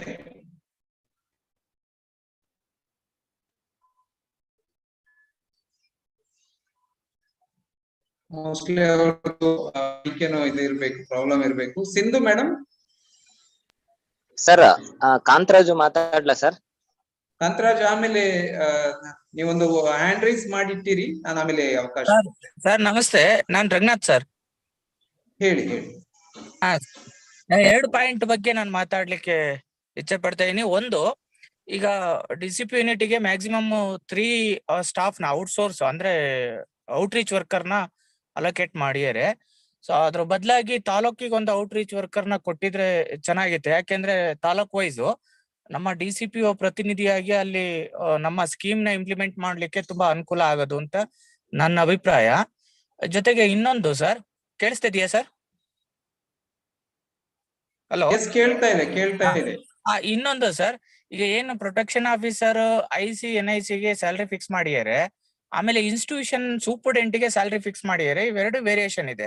ಈಗ ನಾವು protection officer IC institution care ಎಲ್ಲ ಇನ್ಸ್ಟಿಟ್ಯೂಷನ್ಗಳನ್ನ ನೋಡ್ಕೊಳ್ಲಿಕ್ಕೆ ಅವರು ಇನ್ಸ್ಟಿಟ್ಯೂಷನ್ ಹೆಡ್ಗಿನ್ನ ಮೇಲಿನ ಅಧಿಕಾರಿ ಅಂತೇಳಿ ಇಲ್ಲಿ ನೇಮಕ ಮಾಡಿರೋದು. ಸೊ ಅಂತದ್ರಲ್ಲಿ ಇನ್ಸ್ಟಿಟ್ಯೂಷನ್ ಅಲ್ಲಿ ಸೂಪರ್ಡೆಂಟಿಗೆ ಜಾಸ್ತಿ ಸ್ಯಾಲರಿ ಫಿಕ್ಸ್ ಮಾಡಿದ್ದಾರೆ, ಪ್ರೊಟೆಕ್ಷನ್ ಆಫೀಸರ್ ಇನ್ಸ್ಟಿಟ್ಯೂಷನ್ ಕೇರಿಗೆ ಕಡಿಮೆ ಸ್ಯಾಲರಿ ಫಿಕ್ಸ್ ಮಾಡಿದ್ದಾರೆ. ಈ ಎರಡು ವ್ಯತ್ಯಾಸಗಳು ಸರಿಪಡಿಸ್ಬೇಕು. ಮುಂದೆ ಅವ್ರ ಸ್ಯಾಲರಿ ಜಾಸ್ತಿ ಆದ್ರೂ ಕೂಡ ಸೊ ಅವ್ರದ್ದು ಇನ್ಸ್ಟಿಟ್ಯೂಷನ್ ಸೂಪರ್ಡೆಂಟ್ಗಿನ್ನ ಜಾಸ್ತಿನೇ ಪ್ರೊಟೆಕ್ಷನ್ ಆಫೀಸರ್ ಸ್ಯಾಲರಿ ಇರ್ಬೇಕು ಅನ್ನೋದು ನಾನು ಅಬ್ಸರ್ವ್ ಮಾಡ್ದಂಗೆ ಅನ್ಕೊಂಡಿದ್ದೀನಿ. Okay Ranganath. Okay. Madam Sindhu madam. ನಮಸ್ಕಾರ ಸರ್. ನೀವು ನಿಮ್ಮ ಹ್ಯಾಂಡ್ ರೈಸ್ ಮಾಡಿ, ಆಮೇಲೆ ನಾನು ಅವಕಾಶ ಕೊಡ್ತೇನೆ. ಸಿಂಧು ಮೇಡಮ್. ಮೂರು ಮಾತು. Actually, I'm going to be focusing only on adoption because I did not have time to read the entire document. So I focused only on the adoption portion of it. Idaralli most of the things related to salary, etc. Baki people have covered it. So I'm not going to talk about that. ನಾನು ಇಲ್ಲಿ child related function ಅಲ್ಲಿ ಲುಪುರ 2-3 ಮಾತು ಹೇಳಿದ್ದಾರೆ. But ಜೊತೆಗೆ ಇಲ್ಲಿ individual care plan ಯಾವಾಗ ಮಾಡಬೇಕು ಅಂತ ಅದ್ರ ಬಗ್ಗೆ 55 ಪೇಜ್ ನಂಬರ್ 54-55 ಐ ಥಿಂಕ್ ಅದರಲ್ಲಿ ಇದೇ point. There is also individual care plan for CCIs. This information should actually be in coordination with what is there in the JJ rules. ಅಥವಾ ತುಂಬಾ confusion ಆಗುತ್ತೆ. ಇಲ್ಲಿ ನಾವು 6 ತಿಂಗಳಲ್ಲಿ ಒಂದೊಮ್ಮೆ ಮಾಡ್ಬೇಕು ಅಂತ ಹೇಳ್ತೀರಿ, ಅದರಲ್ಲಿ ಬೇರೆ ಫ್ರೀಕ್ವೆನ್ಸಿ ಇರುತ್ತೆ. So whatever is there in this particular document should be based on the JJ rules of that particular state is what my request is. It can't be something which is different from there, because ನಾವು ಇಲ್ಲಿ JJ rules ಮಾಡುವಾಗ we have deliberated on this and we have come up with one frequency. I'm sure other states have done the same. So this can't be a centralized thing. This has to be, it has to say as per the JJ rules of that particular state. That's number one. Number two, there is something very funny here when you look at the adoption section on page 54. It says no child shall remain in the care of a SA for more than a period of 1 year. What happens if the child is not adopted after 1 year? ಎಲ್ಲಿ ಹೋಗುತ್ತೆ ಈ ಮಗು? 6 ವರ್ಷ ಕೆಳಗಡೆ ಮಕ್ಕಳಿಗೆ ನಾವು ಫೋಸ್ಟರ್ care ಅಲ್ಲಿ ಕೊಡಕ್ಕೆ ಆಗಲ್ಲ as per the JJ rules. So where is this child going to be if it is not placed in adoption for 1 year? Secondly, not all children in the adoption agencies are adoptable. So what happens if the child is just there for care and custody? Where does the child go after 1 year? So one has to look at these kind of statements which are actually in contradiction with everything that is there in the act, as well as what is in the best interest of the child. ಜೊತೆಗೆ ನಾವು ಮುಂದೆ ಹೋಗುವಾಗ if you see on page 55.k, it says facilitate placement of the child either in adoption or in pre-adoption foster care. Adoption alli place ಮಾಡುವಾಗ first step is pre-adoption foster care. So what is this or in pre-adoption foster care? It can be adoption or foster care. It can't be adoption or pre-adoption foster care. ಜೊತೆಗೆ there is nothing called a district placement committee. We only have an adoption placement committee or an adoption committee which is at a particular adoption agency. We don't have a district placement committee. Every adoption agency has an adoption committee which is chaired by the DCPO. So there are a lot of these errors, I would say, in terminology that is being used in adoption regulations, in the act, in the rules, versus what is there in this particular document, and we need to bring those in sync. Most importantly, in this document, it says that the DM has a role in Hindu Adoption and Maintenance Act. It is not clear to me with the reading of the HAMA Act, what is the DM's role in HAMA? What is the DCPO's role in HAMA? Recently, CARA has brought an amendment which specifies a DM's role in inter-country HAMA adoption, but nothing to do with domestic HAMA adoption. So what is the role here? That also needs to be clarified. Otherwise, we are going to it is going to result in a lot of confusion. Second thing is, HAMA doesn't necessarily need to be registered anywhere. HAMA can happen even without the registration of an adoption deed. So how is the DM going to do any kind of monitoring or any kind of verification of this? It is not very clear. So with this, I've spoken only on adoption and I keep it at that, but I'll give you my detailed comments of the whole document before the 15th of April as requested. Thank you very much and thank you for giving me the opportunity. ನಮಸ್ಕಾರ sir.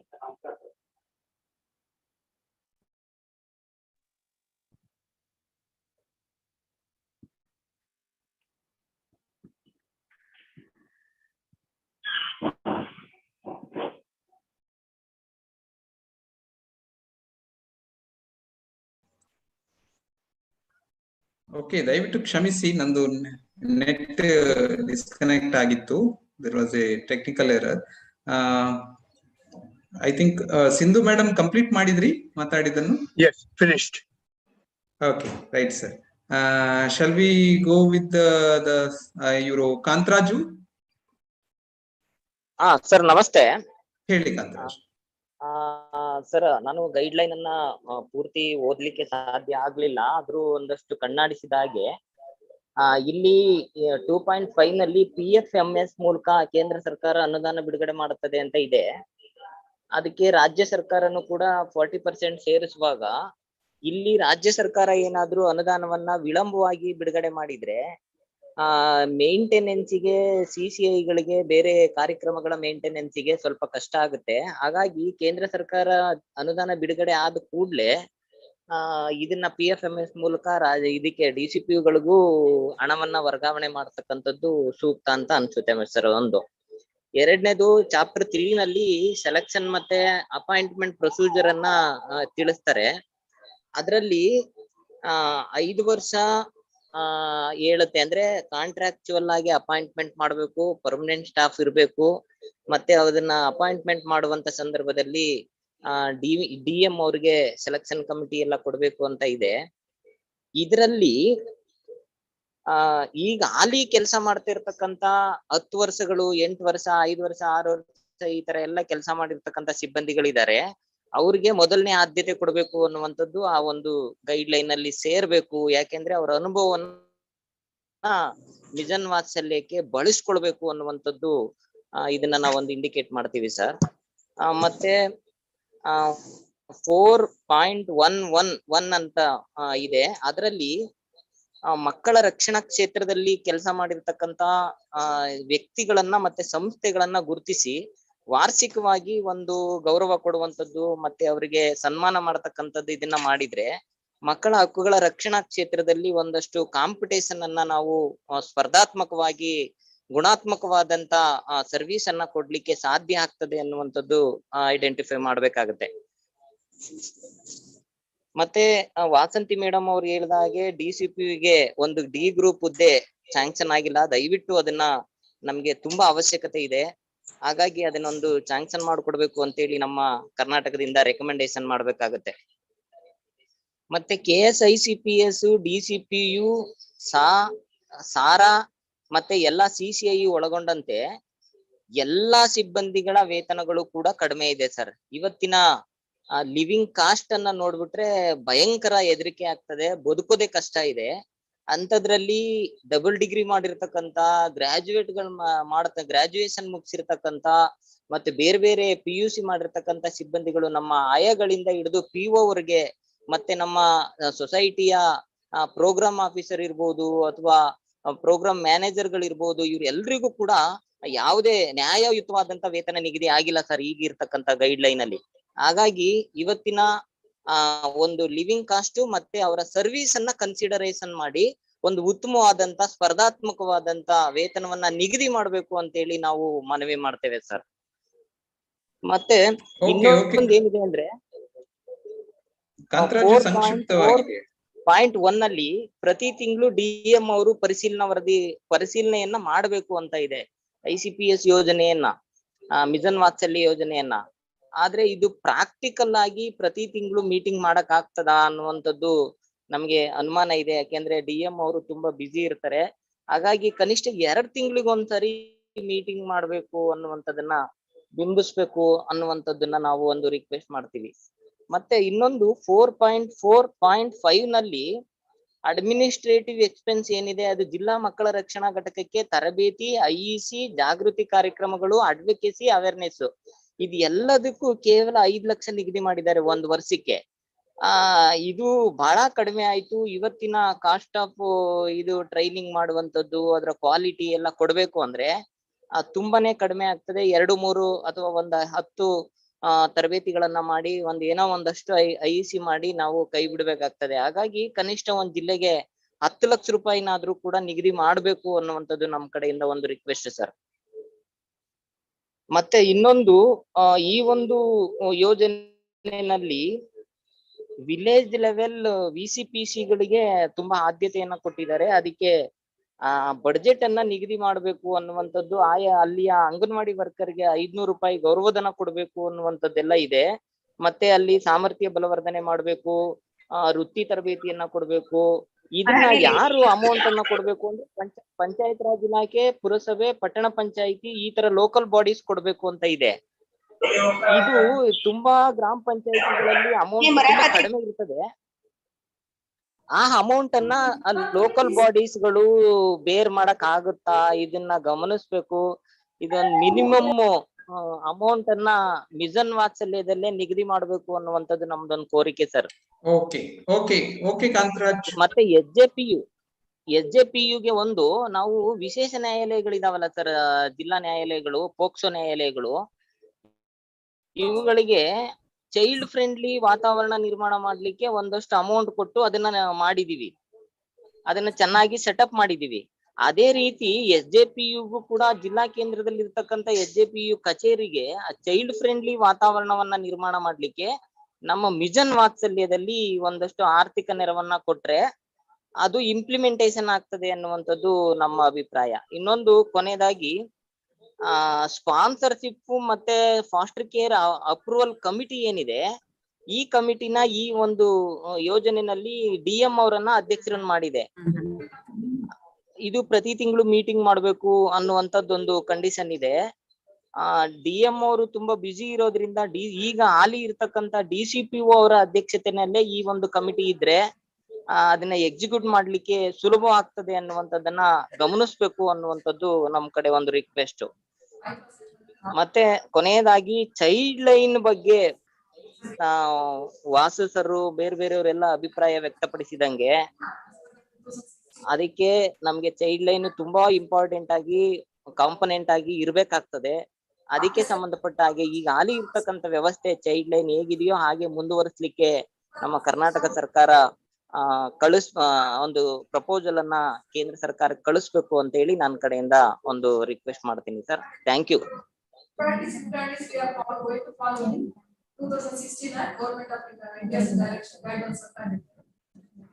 Okay Kantharaju, thank you. I think ಡೈರೆಕ್ಟರ್ದು voice ಕೇಳ್ತಾ ಇದೆ. Madam join ಆಗಿದ್ದೀರಿ? Madam phone ಅಲ್ಲಿ ಇದ್ದಾರೆ, ಒಂದು ನಿಮಿಷ. Okay right. Madam join ಆಗುವ ತನಕ ವಿ ವಿಲ್ ಟೇಕ್ ಅದರ್ ಇನ್ನೊಬ್ಬರನ್ನು ತಗೊಳ್ಳೋಣ. You can take. ಹರೀಶ್ ಅವರೇ ಎಸ್, ರೋಹಿತ್ ಹೇಳಿ. ಎಲ್ರಿಗೂ ನಮಸ್ಕಾರ. ರೋಹಿತ್ ನಿಮ್ ಪರಿಚಯ ಮಾಡ್ಬಿಡಿ. ಇನ್ಫಾರ್ಮೇಶನ್ ನಮ್ಗೆ 5 ಗಂಟೆಗೆ ಮೀಟಿಂಗ್ ಅಂತ ಇತ್ತು ಲೆಟರ್ ಅಲ್ಲಿ. Put your video off. Put your video off. Your voice is not coming over.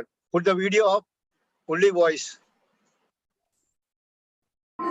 Sir ಇವಾಗ ಸ್ಪಷ್ಟವಾಗಿ ಕೇಳಿಸ್ತಾ ಇದೆಯಲ್ಲ ಸರ್? Yes S.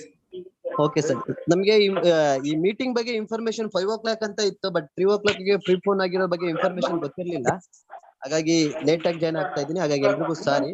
ಮತ್ತೆ ಇನ್ನೊಂದು ವಿಷಯ ನೇರವಾಗಿ ಬರುವಂತದ್ದು ಅಂದ್ರೆ ಸ್ಪೆಷಲ್ ಜುವೆನೈಲ್ ಪೊಲೀಸ್ ಯೂನಿಟ್ಗೆ ಸಂಬಂಧಪಟ್ಟ ಹಾಗೆ 2 ವಿಷಯಗಳನ್ನ ಹೇಳಲಿಕ್ಕೆ ನಾನು ಇಷ್ಟಪಡ್ತೇನೆ. ಒಂದು, JJ ಆಕ್ಟ್ ಸೆಕ್ಷನ್ 107 ಸಬ್ ಕ್ಲಾಸ್ 1 ಪ್ರಕಾರ ಏನು ಚೈಲ್ಡ್ ವೆಲ್ಫೇರ್ ಪೊಲೀಸ್ ಆಫೀಸರ್ ಈ ಸ್ಟೇಷನ್ ಅಲ್ಲಿ ಇರಬೇಕು ಅಂತ ಇದೆ. ಪ್ರೆಸೆಂಟ್ ಇಲ್ಲಿವರೆಗೂ ಅವರು ಅಡಿಷನಲ್ ರೋಲ್ ಆಗಿ ಈ ಪ್ರೆಸೆಂಟ್ ವರ್ಕ್ ಮಾಡ್ತಾ ಇರುವಂತ ಆಫೀಸರ್ಸ್ ಅಡಿಷನಲ್ ರೋಲ್ ಆಗಿ ಚೈಲ್ಡ್ ವೆಲ್ಫೇರ್ ಪೊಲೀಸ್ ಆಫೀಸರ್ ಮಾಡ್ತಾ ಇದ್ದಾರೆ. ಬಟ್ ಡಿಸಿಗ್ನೇಟೆಡ್ ಆಫೀಸರ್ ಅಂತೇಳಿ ಸ್ಪೆಷಲಿ ಫಾರ್ ಚೈಲ್ಡ್ ಪ್ರೊಟೆಕ್ಷನ್ಸ್ ಗೆ ಅಂತೇಳಿ child welfare police officer appointment ಆಗಿಲ್ಲ. ಹಾಗಾಗಿ ಈ ಸ್ಟೇಷನ್ ಒಬ್ರು PSI ಮತ್ತೆ ಒಬ್ರು ASI ನ ಮತ್ತೆ ಒಬ್ರು ವುಮೆನ್ ಆಫೀಸರ್ಸ್ ನ ನೇಮಕ ಮಾಡೋ ತರ ಒಂದು ಬಜೆಟ್ ಅಲ್ಲಿ ಅಗತ್ಯವಾದಂತ ಅದಕ್ಕೆ ಅನುದಾನವನ್ನ ಒದಗಿಸೋ ತರ ಮಾಡ್ಬೇಕಾಗುತ್ತೆ. ಇದು ಒಂದು ಮುಖ್ಯವಾಗಿ.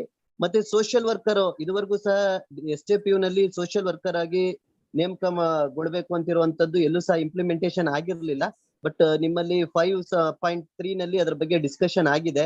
ಬಟ್ ಅದರ ನೇಮಕಾತಿ ಆಗಿರ್ಬೇಕು, ಅವ್ರದ್ದು ಕ್ವಾಲಿಫಿಕೇಶನ್ ಏನಿರ್ಬೇಕು, ಅದಕ್ಕೆ ಸಂಬಂಧಪಟ್ಟಾಗೆ ಮತ್ತೆ ಅವ್ರದ್ದು ಸ್ಯಾಲ್ರಿ ಏನು ಅನ್ನುವಂಥದ್ದು ಇನ್ನೂ ಸಹ ಒಂದ್ ಸ್ವಲ್ಪ ಕ್ಲಾರಿಟಿ ಇರ್ಬೇಕಾಗುತ್ತೆ. ಬಟ್ ಅದು DCPU ಇಂದ ಪ್ರೊವೈಡ್ ಮಾಡ್ಬೇಕು ಅನ್ನುವಂತ ಅಂಶವು ಇಲ್ಲಿ ಕ್ಲಿಯರ್ ಆಗಿದೆ. ಬಟ್ SJPU ಗೆ ಒಂದು ಸ್ಪೆಸಿಫಿಕ್ ಆಗಿ ಒಂದು DSP ರ್ಯಾಂಕ್ ಆಫೀಸರ್ SJPU ಗೆ ಮತ್ತೆ ಸ್ಟೇಷನ್ ವೈಸ್ ಅಲ್ಲಿ ಮಿನಿಮಮ್ ಒಬ್ರು ASI ಮತ್ತೆ ಒಬ್ರು PSI ರ್ಯಾಂಕ್ ಮತ್ತೆ ಒಬ್ರು ವುಮೆನ್ ಆಫೀಸರ್ಸ್ 3 ಜನ ಒಂದು ಈಚ್ ಸ್ಟೇಷನ್ ಅಲ್ಲಿ ಚೈಲ್ಡ್ ವೆಲ್ಫೇರ್ ಪೊಲೀಸ್ ಆಫೀಸರ್ ಗೆ ಅಪಾಯಿಂಟ್ ಆಗೋದಕ್ಕೆ ಸಂಬಂಧಪಟ್ಟ ಹಾಗೆ, ಮತ್ತೆ ಮುಖ್ಯವಾಗಿ ಚೈಲ್ಡ್ ವೆಲ್ಫೇರ್ ಪೊಲೀಸ್ ಸ್ಟೇಷನ್ ಆಗಿರ್ಬೋದು ಅಥವಾ ಸ್ಪೆಷಲ್ ಜುವೆನೈಲ್ ಪೊಲೀಸ್ ಯೂನಿಟ್ ಆಗಿರ್ಬೋದು, ಒಂದು ಚೈಲ್ಡ್ ಫ್ರೆಂಡ್ಲಿ ಪ್ರೊಸೀಜರ್ಸ್ ಅನ್ನ ಫಾಲೋ ಮಾಡುವಂತ ಇಂಟೆನ್ಷನ್ ಇಂದ ಒಂದು ಸಪರೇಟ್ ಬಿಲ್ಡಿಂಗ್ ಮತ್ತೆ ಅದಕ್ಕೊಂದು ಸೂಕ್ತವಾದಂತ ವ್ಯವಸ್ಥೆಗಳು, ಜೊತೆಗೆ ಮಕ್ಕಳ ಕೇಸಸ್ ಅನ್ನ ಅಟೆಂಡ್ ಮಾಡೋದಕ್ಕೆ ಅಂತೇಳಿ ಒಂದು ವೆಹಿಕಲ್, ಇವೆಲ್ಲವೂ ಸಹ ಒಂದು ಬಜೆಟ್ ಅಲ್ಲಿ ಕ್ಲಿಯರ್ ಆಗಿ ಡಿಸ್ಕಷನ್ ಆಗಿದ್ರೆ ತುಂಬಾನೇ ಅನುಕೂಲ ಆಗುತ್ತೆ. ಯಾಕೆಂದ್ರೆ ಚೈಲ್ಡ್ ಪ್ರೊಟೆಕ್ಷನ್ ಅಂತ ಹೇಳಿ ಬಂದಾಗ ಪೊಲೀಸ್ ಡಿಪಾರ್ಟ್ಮೆಂಟ್ ಅದರಲ್ಲೂ ಸ್ಪೆಷಲ್ ಜುವೆನಲ್ ಪೊಲೀಸ್ ಯೂನಿಟ್ ತುಂಬಾನೇ ಮಹತ್ವದ ಪಾತ್ರವನ್ನ ವಹಿಸುತ್ತೆ. ಅದಕ್ಕೋಸ್ಕರ ಹೆಚ್ಚಿನ ಆದ್ಯತೆ ಕೊಡಬೇಕು ಅಂತೇಳಿ ನಾನು ಪೊಲೀಸ್ ಇಲಾಖೆ ಪರವಾಗಿ ಕೋರ್ಕೊತೀನಿ. ಸರ್ ನಮಸ್ತೆ ಸರ್, ಧಾರವಾಡ ಮಾತಾಡ್ಬೋದು. ಓಕೆ ರೋಹಿತ್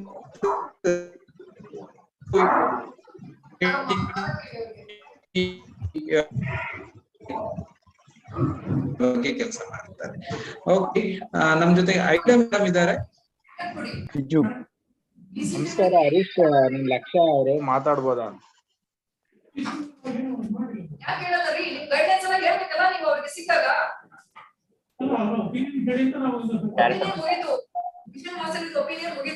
ಈಗ ಗೈಡ್ಲೈನ್ಸ್ ಡಿಸಿಪಿ ಬಗ್ಗೆ ಏನ್ ರಿವೀಲ್ ಮಾಡ್ತೀರಿ ನೀವು? ಮಜ್ಜಿಗೆ ಲೈನ್ ತಗೊಂಡ್ ಬಂದ್ರಿ, ಅವ್ರಿಗೆ ಏನೇ ಡೈರೆಕ್ಷನ್ಸ್ ಕೊಟ್ಟಿದೀವಿ ಅದನ್ನ ಫಾಲೋ ಮಾಡ್ತೀವಿ. ಮ್ಯೂಟ್ ಮಾಡಪ್ಪ.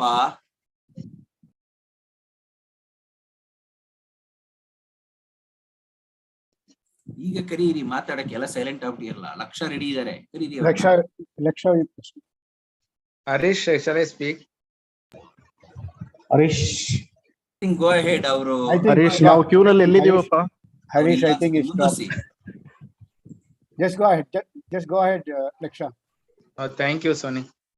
ಹರೀಶ್, ನಾನು ಎಲ್ಲರೂ ಮಾತಾಡಿದ್ದಾರೆ, ಮತ್ತೆ ರಿಪೀಟ್ ಮಾಡಕ್ಕೆ ಇಷ್ಟಪಡಲ್ಲ. ವಾಸು ಅವರು ತುಂಬಾ ಸ್ಪಷ್ಟವಾಗಿ ಎಕ್ಸ್ಪ್ಲೇನ್ ಮಾಡಿದ್ರು. ನಾನು ಎರಡು ವಿಷಯ, ಒಂದು ಐ ಥಿಂಕ್ ಆಲ್ರೆಡಿ ನಮ್ಮ ಫ್ರೆಂಡ್ಸ್ ಮಾತಾಡ್ತಾ ಇದ್ದಾರೆ. SJPU ಬಗ್ಗೆ ದೇರ್ ಇಸ್ ರವೀನಾ ಅವರು ಕೂಡ ಎಕ್ಸ್ಪ್ರೆಸ್ ಮಾಡಿದ್ದಾರೆ. There is no direction regarding the budget ಅದ್ರ ಬಗ್ಗೆ. ಮತ್ತೆ ನಮ್ಮ previous speaker also has very clearly explain what is SJPU requirement is, because SJPU plays a very key role in the total JJ Act. ಅದರಿಂದ ನಮ್ಮ request SJPU ಗೆ ಆದ್ಯತೆ ಕೊಡಬೇಕು ಅಂತ. ಎರಡನೇದು ಇನ್ನೊಂದು ಪಾಯಿಂಟ್ ಏನಂದ್ರೆ, ಈ ಚೈಲ್ಡ್ ಪಾರ್ಟಿಸಿಪೇಷನ್ ಬಗ್ಗೆ ಅಷ್ಟು ಸ್ಪಷ್ಟತೆ ಇಲ್ಲ, ಮತ್ತೆ ಚೈಲ್ಡ್ ಪ್ರೊಟೆಕ್ಷನ್ ಬಗ್ಗೆ ಕೂಡ. ಈ ಎರಡು ಕಾಂಪೋನೆಂಟ್ ಗ್ರೋತ್ ಅಂಡ್ ಡೆವಲಪ್ಮೆಂಟ್ ಅಂತ ಮೆನ್ಷನ್ ಮಾಡಿದ್ದಾರೆ, ಬಟ್ ಪ್ರೊಟೆಕ್ಷನ್ ಅಂಡ್ ಪಾರ್ಟಿಸಿಪೇಷನ್ ಬಗ್ಗೆ ಆದ್ಯತೆ ಕೊಡಬೇಕು ಅನ್ನೋದೇ ನಮ್ಮ ಕನ್ಸರ್ನ್. ಈ ಎರಡು ಪಾಯಿಂಟ್ ನಾನು ಹೇಳಲಿಕ್ಕೆ ಇಷ್ಟಪಡ್ತೀನಿ. Thank you. ನಮಸ್ತೆ sir, Dharwad. Okay, thank you.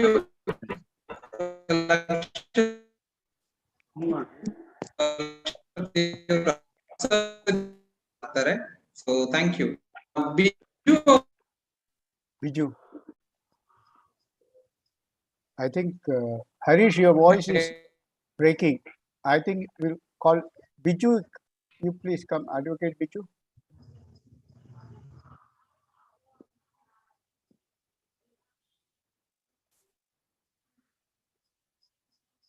Biju, you can talk. Echo. No.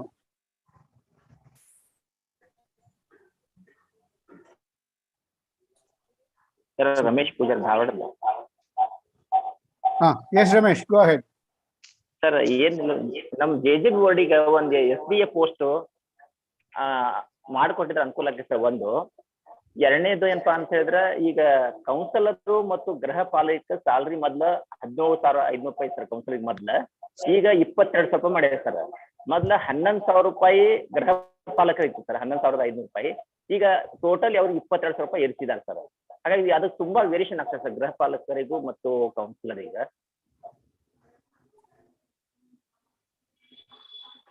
Thank you sir. Okay, right. Aida?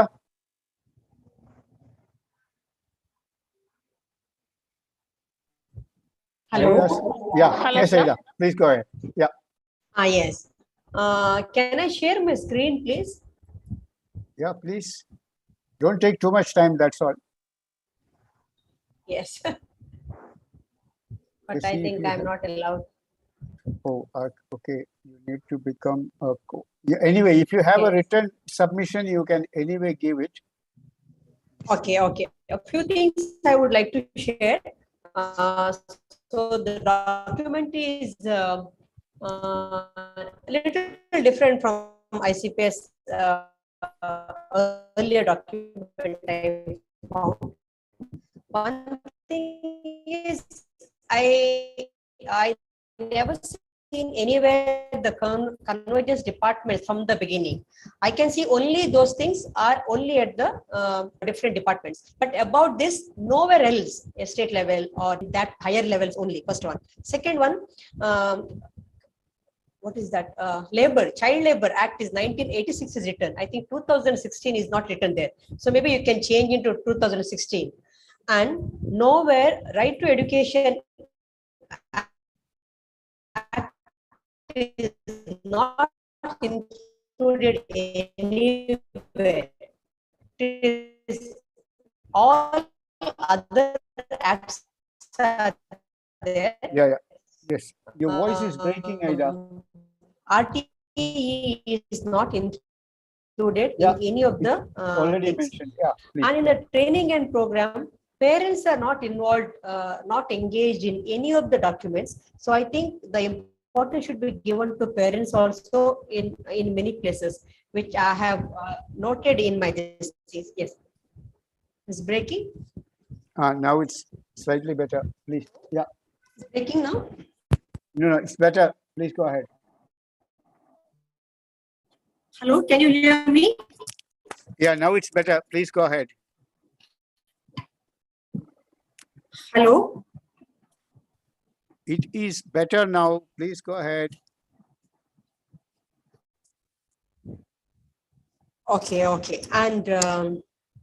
And for in JJB, special home component is not there at all. Component is not there in the JJB. Only we have observation homes, safety homes. Yes, I'm talking. Can you hear me? I'm talking, Yes, sir. we can hear Can you. you hear me? We can hear you. Yeah. Special home is. Can you hear me? Yes, please. Can you hear? Yes, home is completely missing. It is not there. Safety home only is there. And minimum sittings is not there for JJB. Money is sanctioned for 20 sitting, but they don't talk about minimum sittings at all. And social work for the SJBU, it is very clearly written the two social workers should be appointed by the DCPU, and then they have to allot them whenever there's a requirement, and the salary should be paid by the DCPU. But this function is not added in the functions of DCPU. So maybe if you put that function in the DCPU, that they will know about. Nowhere in the document research is emphasized. Everywhere talking about many other functions, but that function is missing from the whole document. Research and studies, those things are not there. I think that has to be included, because I remember in ICPS document, it was very clearly mentioned. We have added to study for colleges, for law college, for other colleges, can be added in the functions of DCPU that they give permission for any study or any research, anything with the proper ethical permission. I think she should be empowered to give the permission. And in some places it is they're speaking about the colleges, but I think we also need to mention about law college, then MSW colleges, social work colleges, and clinical social psychologists. I think we need to allow them to come and visit, expose all those things. Yeah, make it faster, please. And 1 more minute max.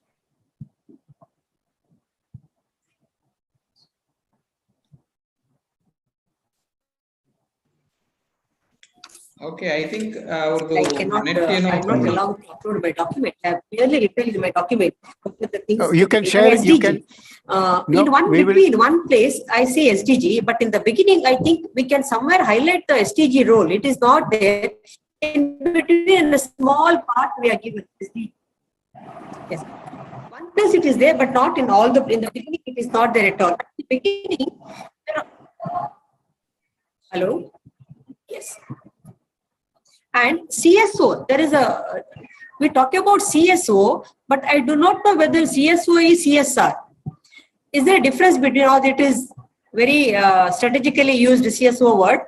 Why can't we use CSR instead of CSO? Is there a difference when we say funding now from? That is not very clear. And childline, many people mentioned that children should be allowed to speak. There is no guarantee that security and guarantee that children can. We should ensure that they should not be misused. And one more thing about the village level protection committee, but those functions are very limited and very broad, and there is it is not specifically explained. For example, now in village protection committee, in the finances, it is said that they can give, they can recognize children, outgoing children, recognize a reward. But in the functions, that function is not there. It talks about they can give training, but in the function, it is not there. So I find that their functions need to be explained very clearly, because even to ensure communal harmony in the village, to identify the children who need care and protection, and also we can include functions like monitor the CCL, children conflict with law, these committees. And one more thing I find missing is, now we have protection officers in DCPU, institutional care, non-institutional care, and these non-institutional care DCP child protection officers are not connected to JJB. There is one function they talk about. They have to assist in the functioning of CWC, but it is not said that they can assist in the functioning of JJB. I think we can add that. And also, there's social workers' role in this DCPU. This is not very clear. Actually, I do not know what do they do. In my district, there are so many very efficient social work positions are there. Protection officers, non-protection. Yes, I must ask you to stop now. It's not here now. Please, Hello? you share it in writing, please, because there are others who want to be talking also, and you please share your observations. We will incorporate it in the system, because your voice is breaking and half of it is not heard, and it is becoming extremely difficult. Thank you so much. Over to you, Biju. ಸಾರಿ, ನನಗೆ ಏನೋ inconvenience ಆಯ್ತು, ಅದೊಂದು ಸ್ವಲ್ಪ network issue ಬಂತು. ನಾನು 2-3 ವಿಚಾರಗಳನ್ನ ಮಾತ್ರ ಸಂಕ್ಷಿಪ್ತವಾಗಿ ತಮ್ಮೊಟ್ಟಿಗೆ ಶೇರ್ ಮಾಡ್ಕೊಳೋದಕ್ಕೆ ಬಯಸ್ತೇನೆ. ಈಗಾಗಲೇ ನನ್ನ ಫ್ರೆಂಡ್ಸ್ ಲಕ್ಷಪತಿ ಇರ್ಬೋದು, ರೋಹಿತ್ ಇರ್ಬೋದು, ರುವೀನಾ ಎಲ್ಲ ಅದನ್ನ ಶೇರ್ ಮಾಡಿದ್ದಾರೆ. ಆದ್ರೂ ಕೂಡ ಕೆಲವೊಂದು ವಿಚಾರಗಳನ್ನ ಮಾತ್ರ SJPU ರಿಲೇಟೆಡ್ ನಮ್ಮಲ್ಲಿ ಒಂದು ಮಾಡೆಲ್ ಆದಂತಹ ಒಂದು SJPU ಯೂನಿಟ್ಸ್ ಅನ್ನ ನಾವು ಬೆಂಗಳೂರಿನಲ್ಲಿ, ಅದರಲ್ಲೂ ಕರ್ನಾಟಕದಲ್ಲಿ ನಾವು ಕ್ರಿಯೇಟ್ ಮಾಡಿದಂತಹ ಒಂದು ವ್ಯವಸ್ಥೆ ನಮ್ಮಲ್ಲಿದೆ. ಅದರಲ್ಲೂ ಕೂಡ ಈಗ ಏನಾಗಿದೆ ಅಂತಂದ್ರೆ, SJPUಗಳಿಗೆ ಒಂದು ಸಪರೇಟ್ ಆದಂತಹ ಒಂದು ಆಫೀಸ್ಗಳನ್ನ ನಮ್ಮ ಡಿಸ್ಟ್ರಿಕ್ಟ್ ಲೆವೆಲ್ ನಲ್ಲಿ ಮಾಡಬೇಕಾದಂತದ್ದು ಆಸ್ ಪರ್ ಆಕ್ಟ್ ಹೇಳುತ್ತೆ. ಆದ್ರೆ ಅದು ಪ್ರಾಯೋಗಿಕವಾಗಿ ಇನ್ ಪ್ರಾಕ್ಟಿಕಲ್ ಆಗ್ಲಿಲ್ಲ. ಅದಕ್ಕೆ ಒಂದು ಸಪರೇಟ್ ಆದಂತಹ ಬಜೆಟ್ ಅಲೋಕೇಶನ್, ಈಗಾಗಲೇ ರುವೀನಾ ಹೇಳಿದ್ರು, ಈ ನಿಟ್ಟಿನಲ್ಲಿ ಒಂದು ಸಪರೇಟ್ ಆದಂತ ಬಜೆಟ್ ಅಲೋಕೇಶನ್ ಆಗ್ಬೇಕಾಗ್ತದೆ. SJPU ಸೆಟಪ್ ಅದೊಂದು ಚೈಲ್ಡ್ ಫ್ರೆಂಡ್ಲಿ ಆದಂತ ಅಟ್ಮಾಸ್ಫಿಯರ್ ನ ಕ್ರಿಯೇಟ್ ಮಾಡ್ಲೇಬೇಕಾಗ್ತದೆ. ಬಿಕಾಸ್ ಈ SJPU ಅಂತಕ್ಕಂಥದ್ದು ಈ ಮಕ್ಕಳಿಗೆ ಸಂಬಂಧಪಟ್ಟ ಹಾಗೆ ಎಂಟ್ರಿ ಪಾಯಿಂಟ್, ಅದು ಯಾವುದೇ ಇರಲಿ ಎಂಟ್ರಿ ಪಾಯಿಂಟ್. ಆ ಎಂಟ್ರಿ ಪಾಯಿಂಟ್ ಮಗುವಿಗೆ ಸಫಿಶಿಯಂಟ್ ಅಂತ ಅನ್ಸಿದ್ರೆ ಅಥವಾ ಕಂಫರ್ಟ್ ಅಂತ ಅನ್ಸಿದ್ರೆ ಮಾತ್ರ ನಾವು ಎಂಟೈರ್ ಸಿಸ್ಟಮ್ ಅಲ್ಲಿ ನಾವು ಆ ಮಗುವಿಗೆ ಒಂದು ನ್ಯಾಯವನ್ನ ಒದಗಿಸೋದಕ್ಕೆ ಸಾಧ್ಯ. ಹಾಗಾಗಿ ಫಸ್ಟ್ ಪಾಯಿಂಟ್ SJPU ನಲ್ಲಿ ನಾವು ಹೆಡವಬಾರದು. SJPU ಹಂತದಲ್ಲಿ ಒಂದು SJPU ಸೆಟಪ್ಗಳು ಚೈಲ್ಡ್ ಫ್ರೆಂಡ್ಲಿ ಆಗೋದಕ್ಕೆ ಅವಕಾಶ ಆಗಬೇಕು. ಅದಕ್ಕೆ ಒಂದು ಒಳ್ಳೆ ಬಜೆಟ್ ಅನ್ನು ನಾವು ಕಂಡುಕೊಳ್ಬೇಕು, ಅದೊಂದು ಅನಿವಾರ್ಯತೆ ಇದೆ. ಎರಡನೇದು, ಅದಕ್ಕೆ ಸಂಬಂಧಪಟ್ಟ ಹಾಗೆ ವೆಹಿಕಲ್ ಇರ್ಬೋದು, ಅದಕ್ಕೆ ಎಕ್ಸ್ಪೆಂಡಿಚರ್ ಇರ್ಬೋದು, ಇದಕ್ಕೂ ಒಂದು ಸಪರೇಟ್ ಬಜೆಟ್ ಅನ್ನು ನಾವು ಕಂಡುಕೋಬೇಕಾಗ್ತದೆ. ಜೊತೆಗೆ SJPU ನಲ್ಲಿ ಒಂದು ಪೇಯ್ಡ್ ಸೋಷಿಯಲ್ ವರ್ಕರ್ ಅಂತಕ್ಕಂಥ ಒಂದು ಬಹಳ ಮುಖ್ಯವಾದಂತಹ ವಿಚಾರ ಇದೆ. ಇದು 2000 ಆಕ್ಟ್ ಇಂದನೂ ಬರ್ತಾನೆ ಇದೆ. ಮಾಡೆಲ್ ರೂಲ್ಸ್ ಅಲ್ಲೂ ಕೂಡ ಅದು ರಿಫ್ಲೆಕ್ಟ್ ಆಗ್ತಾ ಬಂತು. ಆದ್ರೆ ಅದ್ರಲ್ಲೆಲ್ಲೂ ಕೂಡ ನಾನು ಈಗಾಗಲೇ ಗೈಡ್ಲೈನ್ಸ್ ಅನ್ನು ಓದಿ ಎಲ್ಲೂ ಕೂಡ ಅದನ್ನ ನಾನು ನನ್ನ ಕಣ್ಣಿಗೆ ಬೀಳಲಿಲ್ಲ ಅದು. ಹಾಗಾಗಿ ಈ ಒಂದು ಸೋಷಿಯಲ್ ವರ್ಕರ್ಸ್ಗೆ ಒಂದು ನ್ಯಾಯಯುತವಾದಂತಹ ಸಂಬಳವನ್ನ ಅಥವಾ ವೇತನವನ್ನ ನಿಗದಿ ಮಾಡುವಂಥದ್ದು ಅಥವಾ ಹಾನೋರೋರಿಯಂ ಅನ್ನ ನಿಗದಿ ಮಾಡಿ ಅವರಿಂದ ಕ್ವಾಲಿಫೈಡ್ ಆದಂತಹ ಸೋಷಿಯಲ್ ವರ್ಕರ್ಸ್ ಇಂದ ಸರ್ವಿಸಸ್ ಅನ್ನ ತೆಗೆದುಕೊಂಡ್ರೆ ನಾವು ಈ ಸಿಸ್ಟಮ್ ಅನ್ನ ಇನ್ನಷ್ಟು ಸ್ಟ್ರೆಂಥನ್ ಮಾಡೋದಕ್ಕೆ ಅವಕಾಶ ಆಗ್ತದೆ. ಹಾಗಾಗಿ ಇದೆರಡು ವಿಚಾರಗಳ ಬಗ್ಗೆ SJPU ಬಗ್ಗೆ ನಾನು ಹೇಳ್ತೇನೆ. ಇನ್ನೊಂದು ನನಗೆ ಬಹಳ ದೊಡ್ಡ ನಿರೀಕ್ಷೆ ಇತ್ತು 2014 ನಂತರ 6-7 ವರ್ಷಗಳ ನಂತರ ಒಂದು ಈ ICPS ಸಂಬಂಧಪಟ್ಟ ಹಾಗೆ ಒಂದು ಇನ್ಕ್ರಿಮೆಂಟ್ ಎಲ್ಲ ವಿಚಾರಗಳಲ್ಲಿ ಹಾಕ್ತದೆ, ಸ್ಯಾಲ್ರಿ ವಿಚಾರದಲ್ಲೆಲ್ಲ ಬಹಳ ದೊಡ್ಡ ನಿರೀಕ್ಷೆ ಇತ್ತು. ಆದ್ರೆ ಅದೆಲ್ಲವೂ ಕೂಡ ಇವತ್ತು ಹುಸಿ ಹಾಕ್ತಾ ಇದೆ. ಆದ್ರೆ ನಾವು ಕರ್ನಾಟಕದಿಂದ ಸ್ಟ್ರಾಂಗ್ ಆದಂತ ಒಂದು ರೆಕಮೆಂಡೇಶನ್ಸ್ ಅನ್ನ ವರ್ಷಗಳ ಹಿಂದೆ ಗವರ್ಮೆಂಟ್ ಆಫ್ ಇಂಡಿಯಾ ಕಳಿಸಿದ್ದು, ಆದ್ರೂ ಕೂಡ ಇದು ಆ ಹಂತಕ್ಕೆ ನಾವು ರೀಚ್ ಆಗ್ಲಿಲ್ಲ ಅಂತಂದ್ರೆ ನಾವು ಕ್ವಾಲಿಫೈಡ್ ಆದಂತಹ ವ್ಯಕ್ತಿಗಳನ್ನ, ಎಕ್ಸ್ಪೀರಿಯನ್ಸ್ಡ್ ಆದಂತಹ ಪರ್ಸನ್ಸ್ ಅನ್ನ ನಾವು ಈ CCISಗೆ ತರೋದಾಗ್ಲಿ ಅಥವಾ ಈ ಸಿಸ್ಟಮ್ ಅಲ್ಲಿ ಸಂಕಲನ ಮಾಡೋದಕ್ಕೆ ಎಲ್ಲೆಲ್ಲಿ ಜನರ ಅವಶ್ಯಕತೆ ಇದೆಯೋ ಅಲ್ಲಿ ತರೋದಕ್ಕೆ ಸಾಧ್ಯ ಆಗುದಿಲ್ಲ. ಹಾಗಾಗಿ ಈ ವೇತನ ಮೊತ್ತ ಬಗ್ಗೆ ಎಲ್ಲರೂ ಕೂಡ ಮಾತಾಡಿದ್ದಾರೆ. ಈ ಒಂದು ವಿಚಾರವನ್ನು ನಾನು ಜಾಸ್ತಿ ಟಚ್ ಮಾಡಕ್ ಹೋಗುದಿಲ್ಲ. ಈ ವಿಚಾರವನ್ನ ನಾವು ಪುನರ್ಮನನ ಮಾಡಬೇಕಾಗ್ತದೆ, ನಾವು ಇನ್ನೊಮ್ಮೆ ಅದ್ರ ಬಗ್ಗೆ ಥಿಂಕ್ ಮಾಡ್ಬೇಕಾಗ್ತದೆ. ಎಲ್ರಿಗೂ ಕೂಡ ಅದು ಗೊತ್ತಿದೆ ಅಂತೇಳಿ ನಾನು ಅನ್ಕೋತೀನಿ. ಹಾಗಾಗಿ ನಾವು ಇದ್ರ ಬಗ್ಗೆ ಹೆಚ್ಚು ಗಮನ ಕೊಟ್ಟು ಆ ವಿಚಾರವನ್ನು ಎಲ್ಲೆಲ್ಲಿ ಸರಿಪಡಿಸಬೇಕು ಅಲ್ಲಿ ನಾವು ನಮ್ಮ ಸಜೆಷನ್ಸ್ ಅನ್ನ ಕೊಡ್ಲೇಬೇಕಾಗ್ತದೆ. ಮೂರನೇದು, ಈ CCICಗೆ ಸಂಬಂಧಪಟ್ಟ ಹಾಗೆ ಮತ್ತೆ ರಿಪೀಟ್ ಆಗ್ತದೆ. CCICಗೆ ಸಂಬಂಧಪಟ್ಟ ಹಾಗೆ ಕೂಡ ನಮ್ಮಲ್ಲಿ ಕೆಲವೊಂದು ಕಡೆ ಏನಾಗ್ತದೆ ಅಂತಂದ್ರೆ ವಾಚ್ಮನ್ಸ್ಗೆ 2 ವಾಚ್ಮನ್ಸ್ಗಳು ಅವರಿಗೆ 10,000 ರೂಪಾಯಿ ಸಂಬಳವನ್ನ ನಿಗದಿ ಮಾಡಿದಂತ ವ್ಯವಸ್ಥೆ ಇದೆ. ಎಸ್ಪೆಷಲಿ ಈ child in conflict with law, observation homes ಇರ್ಬೋದು, ಸ್ಪೆಷಲ್ ಹೋಮ್ಸ್ ಇರ್ಬೋದು, ಪ್ಲೇಸ್ ಆಫ್ ಸೇಫ್ಟಿ ಇರ್ಬೋದು, ಇವೆಲ್ಲವೂ ಕೂಡ ನಾವು ಒಂದು ಕಡೆ CCIs ಅಂತ ಕಂಡುಕೊಂಡ್ರೂ ಕೂಡ ಇಲ್ಲೂ ಕೂಡ ಎಲ್ಲ ಹದಿಹರೆಯದವರು 16ರಿಂದ 18, 19, 20 ವರ್ಷದ ಮಕ್ಕಳು ಪ್ಲೇಸ್ ಆಫ್ ಸೇಫ್ಟಿನಲ್ಲಿ, ಸ್ಪೆಷಲ್ ಹೋಮ್ಸ್ ನಲ್ಲಿ ಇರ್ತಾರೆ. ಅಲ್ಲಿ ಆ ಮಕ್ಕಳು ಸ್ವಲ್ಪ ಅರೋಗೆಂಟ್ ಆಗಿ ಬಿಹೇವ್ ಮಾಡ್ತಕ್ಕಂಥ ಮಕ್ಕಳು ಇರ್ತಾರೆ. ಅವರನ್ನ ಒಂದು ಸ್ವಲ್ಪ ಕಂಟ್ರೋಲ್ ನಲ್ಲಿ ಇಟ್ಕೊಳ್ಳೋದಕ್ಕೆ, ಅವರ ರಿಹಾಬಿಲಿಟೇಷನ್ ಸರಿಯಾದ ರೀತಿಯಲ್ಲಿ ನಡೆಸ್ಕೊಳ್ಳೋದಕ್ಕೆ ವಾಚ್ಮನ್ಸ್ ಕೂಡ ಒಂದು ಪ್ರಮುಖವಾದಂತಹ ಮೂಲೆಗಲ್ಲು. ಹೌಸ್ ಫಾದರ್ಸ್, ಕೌನ್ಸಿಲರ್ಸ್ ಯಾವ ರೀತಿ ಇರ್ತಾರೋ ಅಲ್ಲೂ ಕೂಡ ಎಕ್ಸ್ಪೀರಿಯನ್ಸ್ ಆದಂತಹ ವಾಚ್ಮನ್ಸ್ ನ ಅಗತ್ಯತೆ ಬಹಳ ಅನಿವಾರ್ಯ ಇದೆ. ಆದ್ರೆ ನಾವು ಈ ಹಂತದಲ್ಲಿ ಈ ಹಿಂದೆ ಇರಲಿಲ್ಲ. ಈ 10,000 ರೂಪಾಯಿ ಸಂಬಳವನ್ನ ಅಥವಾ ವೇತನವನ್ನ ನಿಗದಿ ಮಾಡಿ ನಾವು ಒಳ್ಳೆ ವಾಚ್ಮನ್ಸ್ ಅನ್ನ ಪಡೆಯೋದಕ್ಕೆ ಸಾಧ್ಯ ಆಗುದಿಲ್ಲ. ಹಾಗಾಗಿ ಈ ನಿಟ್ಟಿನಲ್ಲಿ ಕೂಡ ಎಲ್ಲೂ ಕೂಡ ಇರಲಿಲ್ಲ, ICPS ನಲ್ಲಿ ಎಲ್ಲೂ ಕೂಡ ಬರಲಿಲ್ಲ ಅಲ್ಲಿ ವಾಚ್ಮನ್ಸ್ ನೇಮಕ ಮಾಡೋದಕ್ಕೆ. ಆದ್ರೆ ನೇಮಕ ಮಾಡಿದ್ದಾರೆ. ಆದ್ರೆ ಇಲ್ಲೂ ಕೂಡ ಮಿನಿಮಮ್ ವೇಜಸ್ ಆಕ್ಟ್ ಗಿಂತ ಕಡಿಮೆ ಇರೋದ್ರಿಂದ ಇದನ್ನು ಕೂಡ ಗಂಭೀರವಾದಂತ ವಿಚಾರ ಅಂತೇಳಿ ನಾವು ಪರಿಗಣನೆ ಮಾಡಿ ಇದಕ್ಕೆ ಏನು ಕ್ರಮಗಳನ್ನು ನಾವು ಕೈಗೊಳ್ಳಬೇಕು ಆ ವ್ಯವಸ್ಥೆನಲ್ಲಿ ನಾವು ಥಿಂಕ್ ಮಾಡಬೇಕಾಗ್ತದೆ ಅಂತಕ್ಕಂಥ ವಿಚಾರಗಳನ್ನ ಹೇಳ್ತೇನೆ. ಮುಖ್ಯವಾಗಿ ಇದು 3 ವಿಚಾರ. ಬಾಕಿದೆಲ್ಲವೂ ಕೂಡ ನಾನು ನೋಟ್ ಮಾಡ್ಕೊಂಡಿದ್ದೀನಿ, ಅದನ್ನ ತಮ್ಗೆ ಕಳಿಸ್ಕೊಡ್ತೇನೆ. ಆದ್ರೆ ರಿಪೀಟ್ ಆಗೋದು ಬೇಡ, ಇನ್ನೂ ಬಹಳಷ್ಟು ಜನ ಮಾತಾಡಿದ್ದಾರೆ. ಧನ್ಯವಾದಗಳು. Thanks. Okay, thank you. I think ಇನ್ನು ಧಾರವಾಡ OH ಇಂದ ಆಗ್ಲೇ ಮಾತಾಡ್ಬೇಕು ಅಂತ ಕೈ ಎತ್ತಿದ್ದೀರಿ. ಹೇಳಿ ಸರ್. ನಮಸ್ತೆ ಸರ್. ಹೇಳಿ ಸರ್. ನಮ್ಮಲ್ಲಿ ಪ್ಯಾರಾಮೆಡಿಕಲ್ಗೆ 14,000 ಅಂತ ಕೊಟ್ರಿ ಸರ್. OHಗೆ ಪ್ಯಾರಾಮೆಡಿಕಲ್ ಸ್ಯಾಂಕ್ಷನ್ ಸ್ಟಾಪ್ ಇಲ್ಲ ಸರ್. ಸೊ ನಮಗ್ ಪ್ಯಾರಾಮೆಡಿಕಲ್ ಸಿಬ್ಬಂದಿಗಿನ ನಮ್ಮ ಸಿಬ್ಬಂದಿ ಬಹಳ ಅವಶ್ಯಕತೆ ಇದೆ ಸರ್. ಆಮೇಲೆ JJBಗೆ ಡಾಟಾ ಅನಾಲಿಸ್ಟ್ ಒಬ್ರು ಇದ್ದಾರೆ ಸರ್, ಇನ್ನೊಬ್ರು SDS ಸ್ಟಾಪ್ ಬೇಕು ಸರ್ ಅದಕ್ಕೆ. ಆಮೇಲೆ ಇಲ್ಲಿ ಹೆಲ್ಪರ್ ಗಳಿಗೆಲ್ಲ 8,000 ರೂಪಾಯಿ ಸ್ಯಾಲರಿ. ಹಲೋ. ಓಕೆ.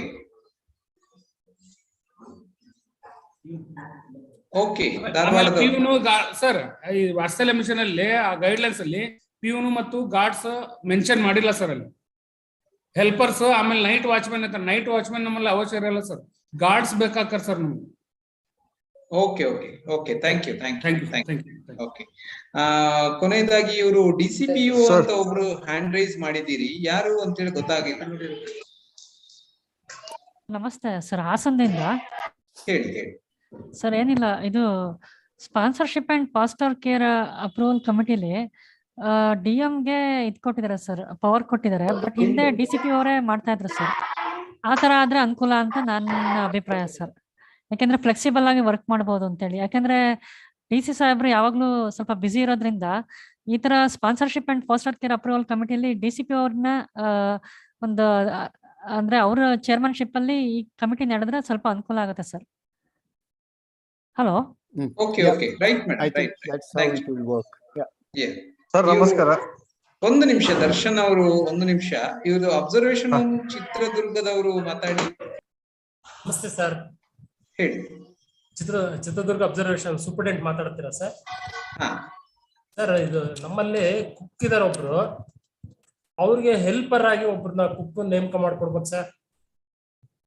ಈಗ ಗೈಡ್ಲೈನ್ಸ್ ಅಲ್ಲಿ ಕೆಲವರು ಗಾರ್ಡ್ಸ್ ಬಿಟ್ಟೋಗಿದೆ, P1 ಬಿಟ್ಟೋಗಿದೆ, ಕೆಲವು ಸ್ವಲ್ಪ ಅದನ್ನ ಮಾಡಿಫೈ ಮಾಡ್ಕೊಡ್ಬೇಕು ಸರ್.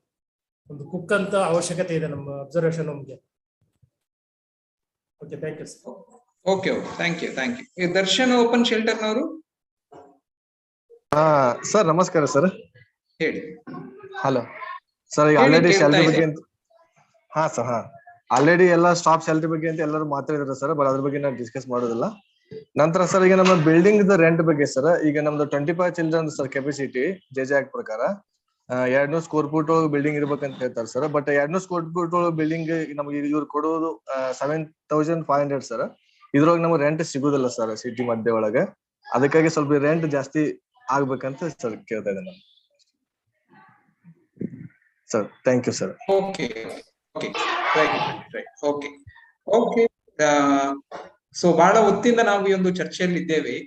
ನಮ್ಮ ಜೊತೆಗೆ ಡೈರೆಕ್ಟರ್ ಮೇಡಮ್ ಜಾಯಿನ್ ಆಗಿದ್ದಾರೆ ಅಂತ ಅನಿಸುತ್ತೆ. ಮೇಡಮ್ ಮಾತಾಡ್ತೀರಿ ಅಥವಾ?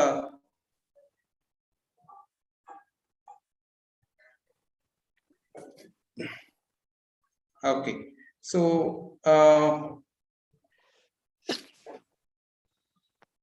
ಬಹಳ ಉತ್ತಮವಾದಂತ ಸಜೆಷನ್ಸ್ ಗಳು ನಮ್ಮ ಕಡೆಯಿಂದ ಬಂದಿದೆ. ನಾವು ಅದನ್ನು ಆದಷ್ಟು ಕನ್ಸಾಲಿಡೇಷನ್ ಮಾಡ್ಲಿಕ್ಕೆ ಪ್ರಯತ್ನ ಮಾಡ್ತೇವೆ. Sony sir, shall we conclude the session or? Yeah, if director is not coming, is Halima coming in just to say anything? Sony, one more point I missed it. Yeah, I just want to say that we have talked about child-friendly environment for SJPU things, but similarly, child welfare committees where they are sitting, we have observed that many places is not child-friendly. There is no washrooms for the children who are coming to the committee. You know, there are a lot of inconveniences there. So there should be a specific budget for the child welfare committees to make it as a child-friendly environment. That's my submission. Okay, right lecture. Thank you so much. Mr. Josh? Yes, ma'am. No, I'm here. I'm hearing to you all over 1 hour. Okay. Just okay. I have joined through other this one link. I was sitting in my office and I'm hearing to you all. Okay, I have received very valid suggestions. You have made several recommendations, each team-wise. I hope all the stakeholders have participated today, and really it is it's a kind of exchanging your views and the opinions, and it's a kind of feedback session to me. I could understand what are all the gaps and in the existing system. But as you well aware, these things usually we will speak in these things in the meetings, but this has to be documented well. Actually, we are really lacking a proper documentation. What I personally felt is, even I observed here, our staff, they're taking down their something on their papers, but really that won't work and also help us lot. What I would request is, all the participants over here who have felt, what needs to be done, some suggestions they have very valid ones. So just you send to us in a very, very clear and very precise note to us through mail, so that we can incorporate all the points and the matter issues, whatever you have mentioned today in this VC, and we'll make a list of it, and wherever we feel that it is fit to be recommended to the government of India along with our proposal, then we can prepare that one, and we will forward it to the GOI through our secretary, madam. This is what we have planned. It's a good, okay, this is only thing is it's a kind of formal. So just we are interacting each other, but as I told you, we have not recorded. Okay, audio clip and video clip is not enough. We want it in a written form.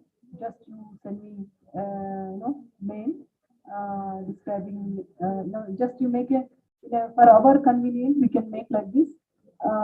You tell existing one, whatever the proposed or existing points. Then beside that one more column, what you are proposing or recommending, or to be altered, or to be changed in this way, whatever your all recommendations can be put into the written form. Is it okay, George? Yeah, I Yeah. think I think we will capture it basically on each of the articles. Look at what is the additional suggestions and points which have come up. I think I must personally congratulate the department and people who work behind it, because this is I think the process. We talk about convergence, we talk about working together, and the process of such processes is what makes sure that we are working together on this issue. And a lot of the language issues which is mentioned by many of us in the group is because of the fact that that partnership essence is not seen in the document. I think the way that stakeholders work together, the way that we need to work with the different stakeholders, the language, and how do we articulate it is very critical. And I must tell you, extremely happy with the kind of suggestions which is come forward. I mean, other than the not just the salary part, but then in terms of the lingua, in terms of what language is used, what is the missing dimensions of child participation, child empowerment, even the child protection being missed in many places.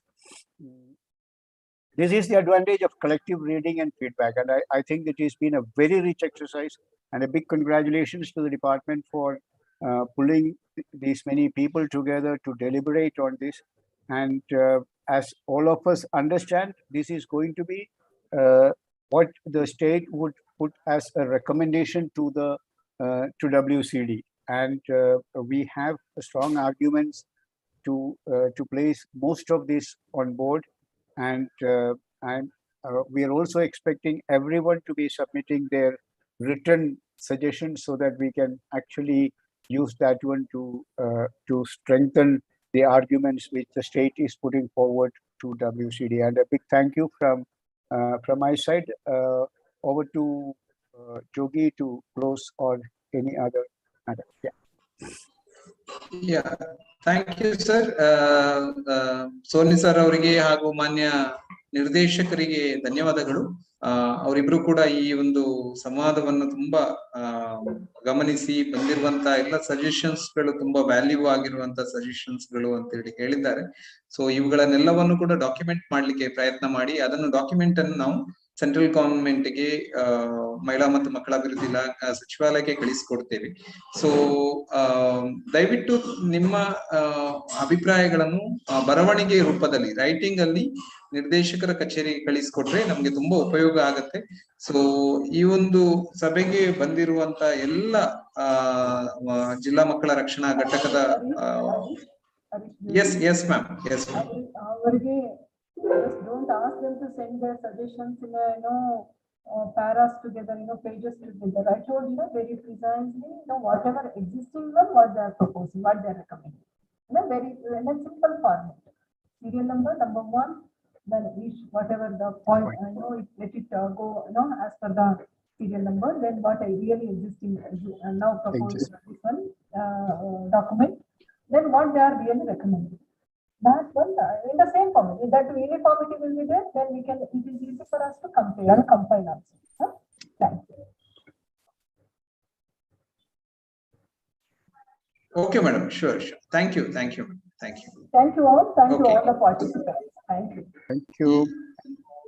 So ಎಲ್ಲರಿಗೂ ಕೂಡ ಧನ್ಯವಾದಗಳು. ಜಿಲ್ಲಾ ಮಕ್ಕಳ ರಕ್ಷಣಾ ಘಟಕದವರಿಗೆ, ಎಲ್ಲ CCA ಗಳ ಪ್ರತಿನಿಧಿಗಳಿಗೆ, ನಮ್ಮ ಸ್ವಯಂ ಸೇವಾ ಸಂಸ್ಥೆಗಳ ಸ್ನೇಹಿತರುಗಳಿಗೆ ಎಲ್ಲರಿಗೂ ಕೂಡ ಧನ್ಯವಾದವನ್ನು ಹೇಳ್ತಾ ಈ ಒಂದು ಸಭೆಯನ್ನು ಇಲ್ಲಿಗೆ ಮುಕ್ತಾಯ ಮಾಡೋಣ. Sir, any other things? Okay. So thank you ಎಲ್ಲರಿಗೂ. Thank you so much. Thank you. Thank you, Harish. Thank you, Soni, for facilitating such a wonderful discussion. Thank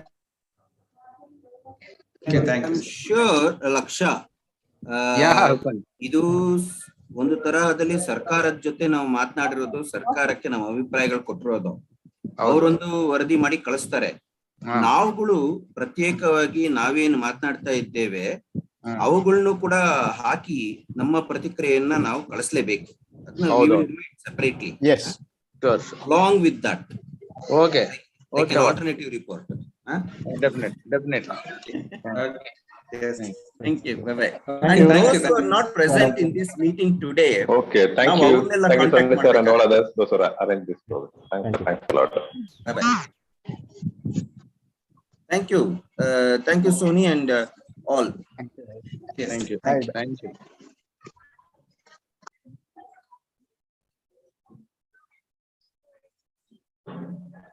so ಯಾರಾದ್ರೂ ಮಿಸ್ ಆಗಿದ್ರೆ ಈ ಸಭೆಯಲ್ಲಿ ಅವರು ಯೂಟ್ಯೂಬ್ ಅಲ್ಲಿ ರೆಕಾರ್ಡಿಂಗ್ ಇದೆ, ಅದರಲ್ಲಿ ನೋಡ್ಬೋದು.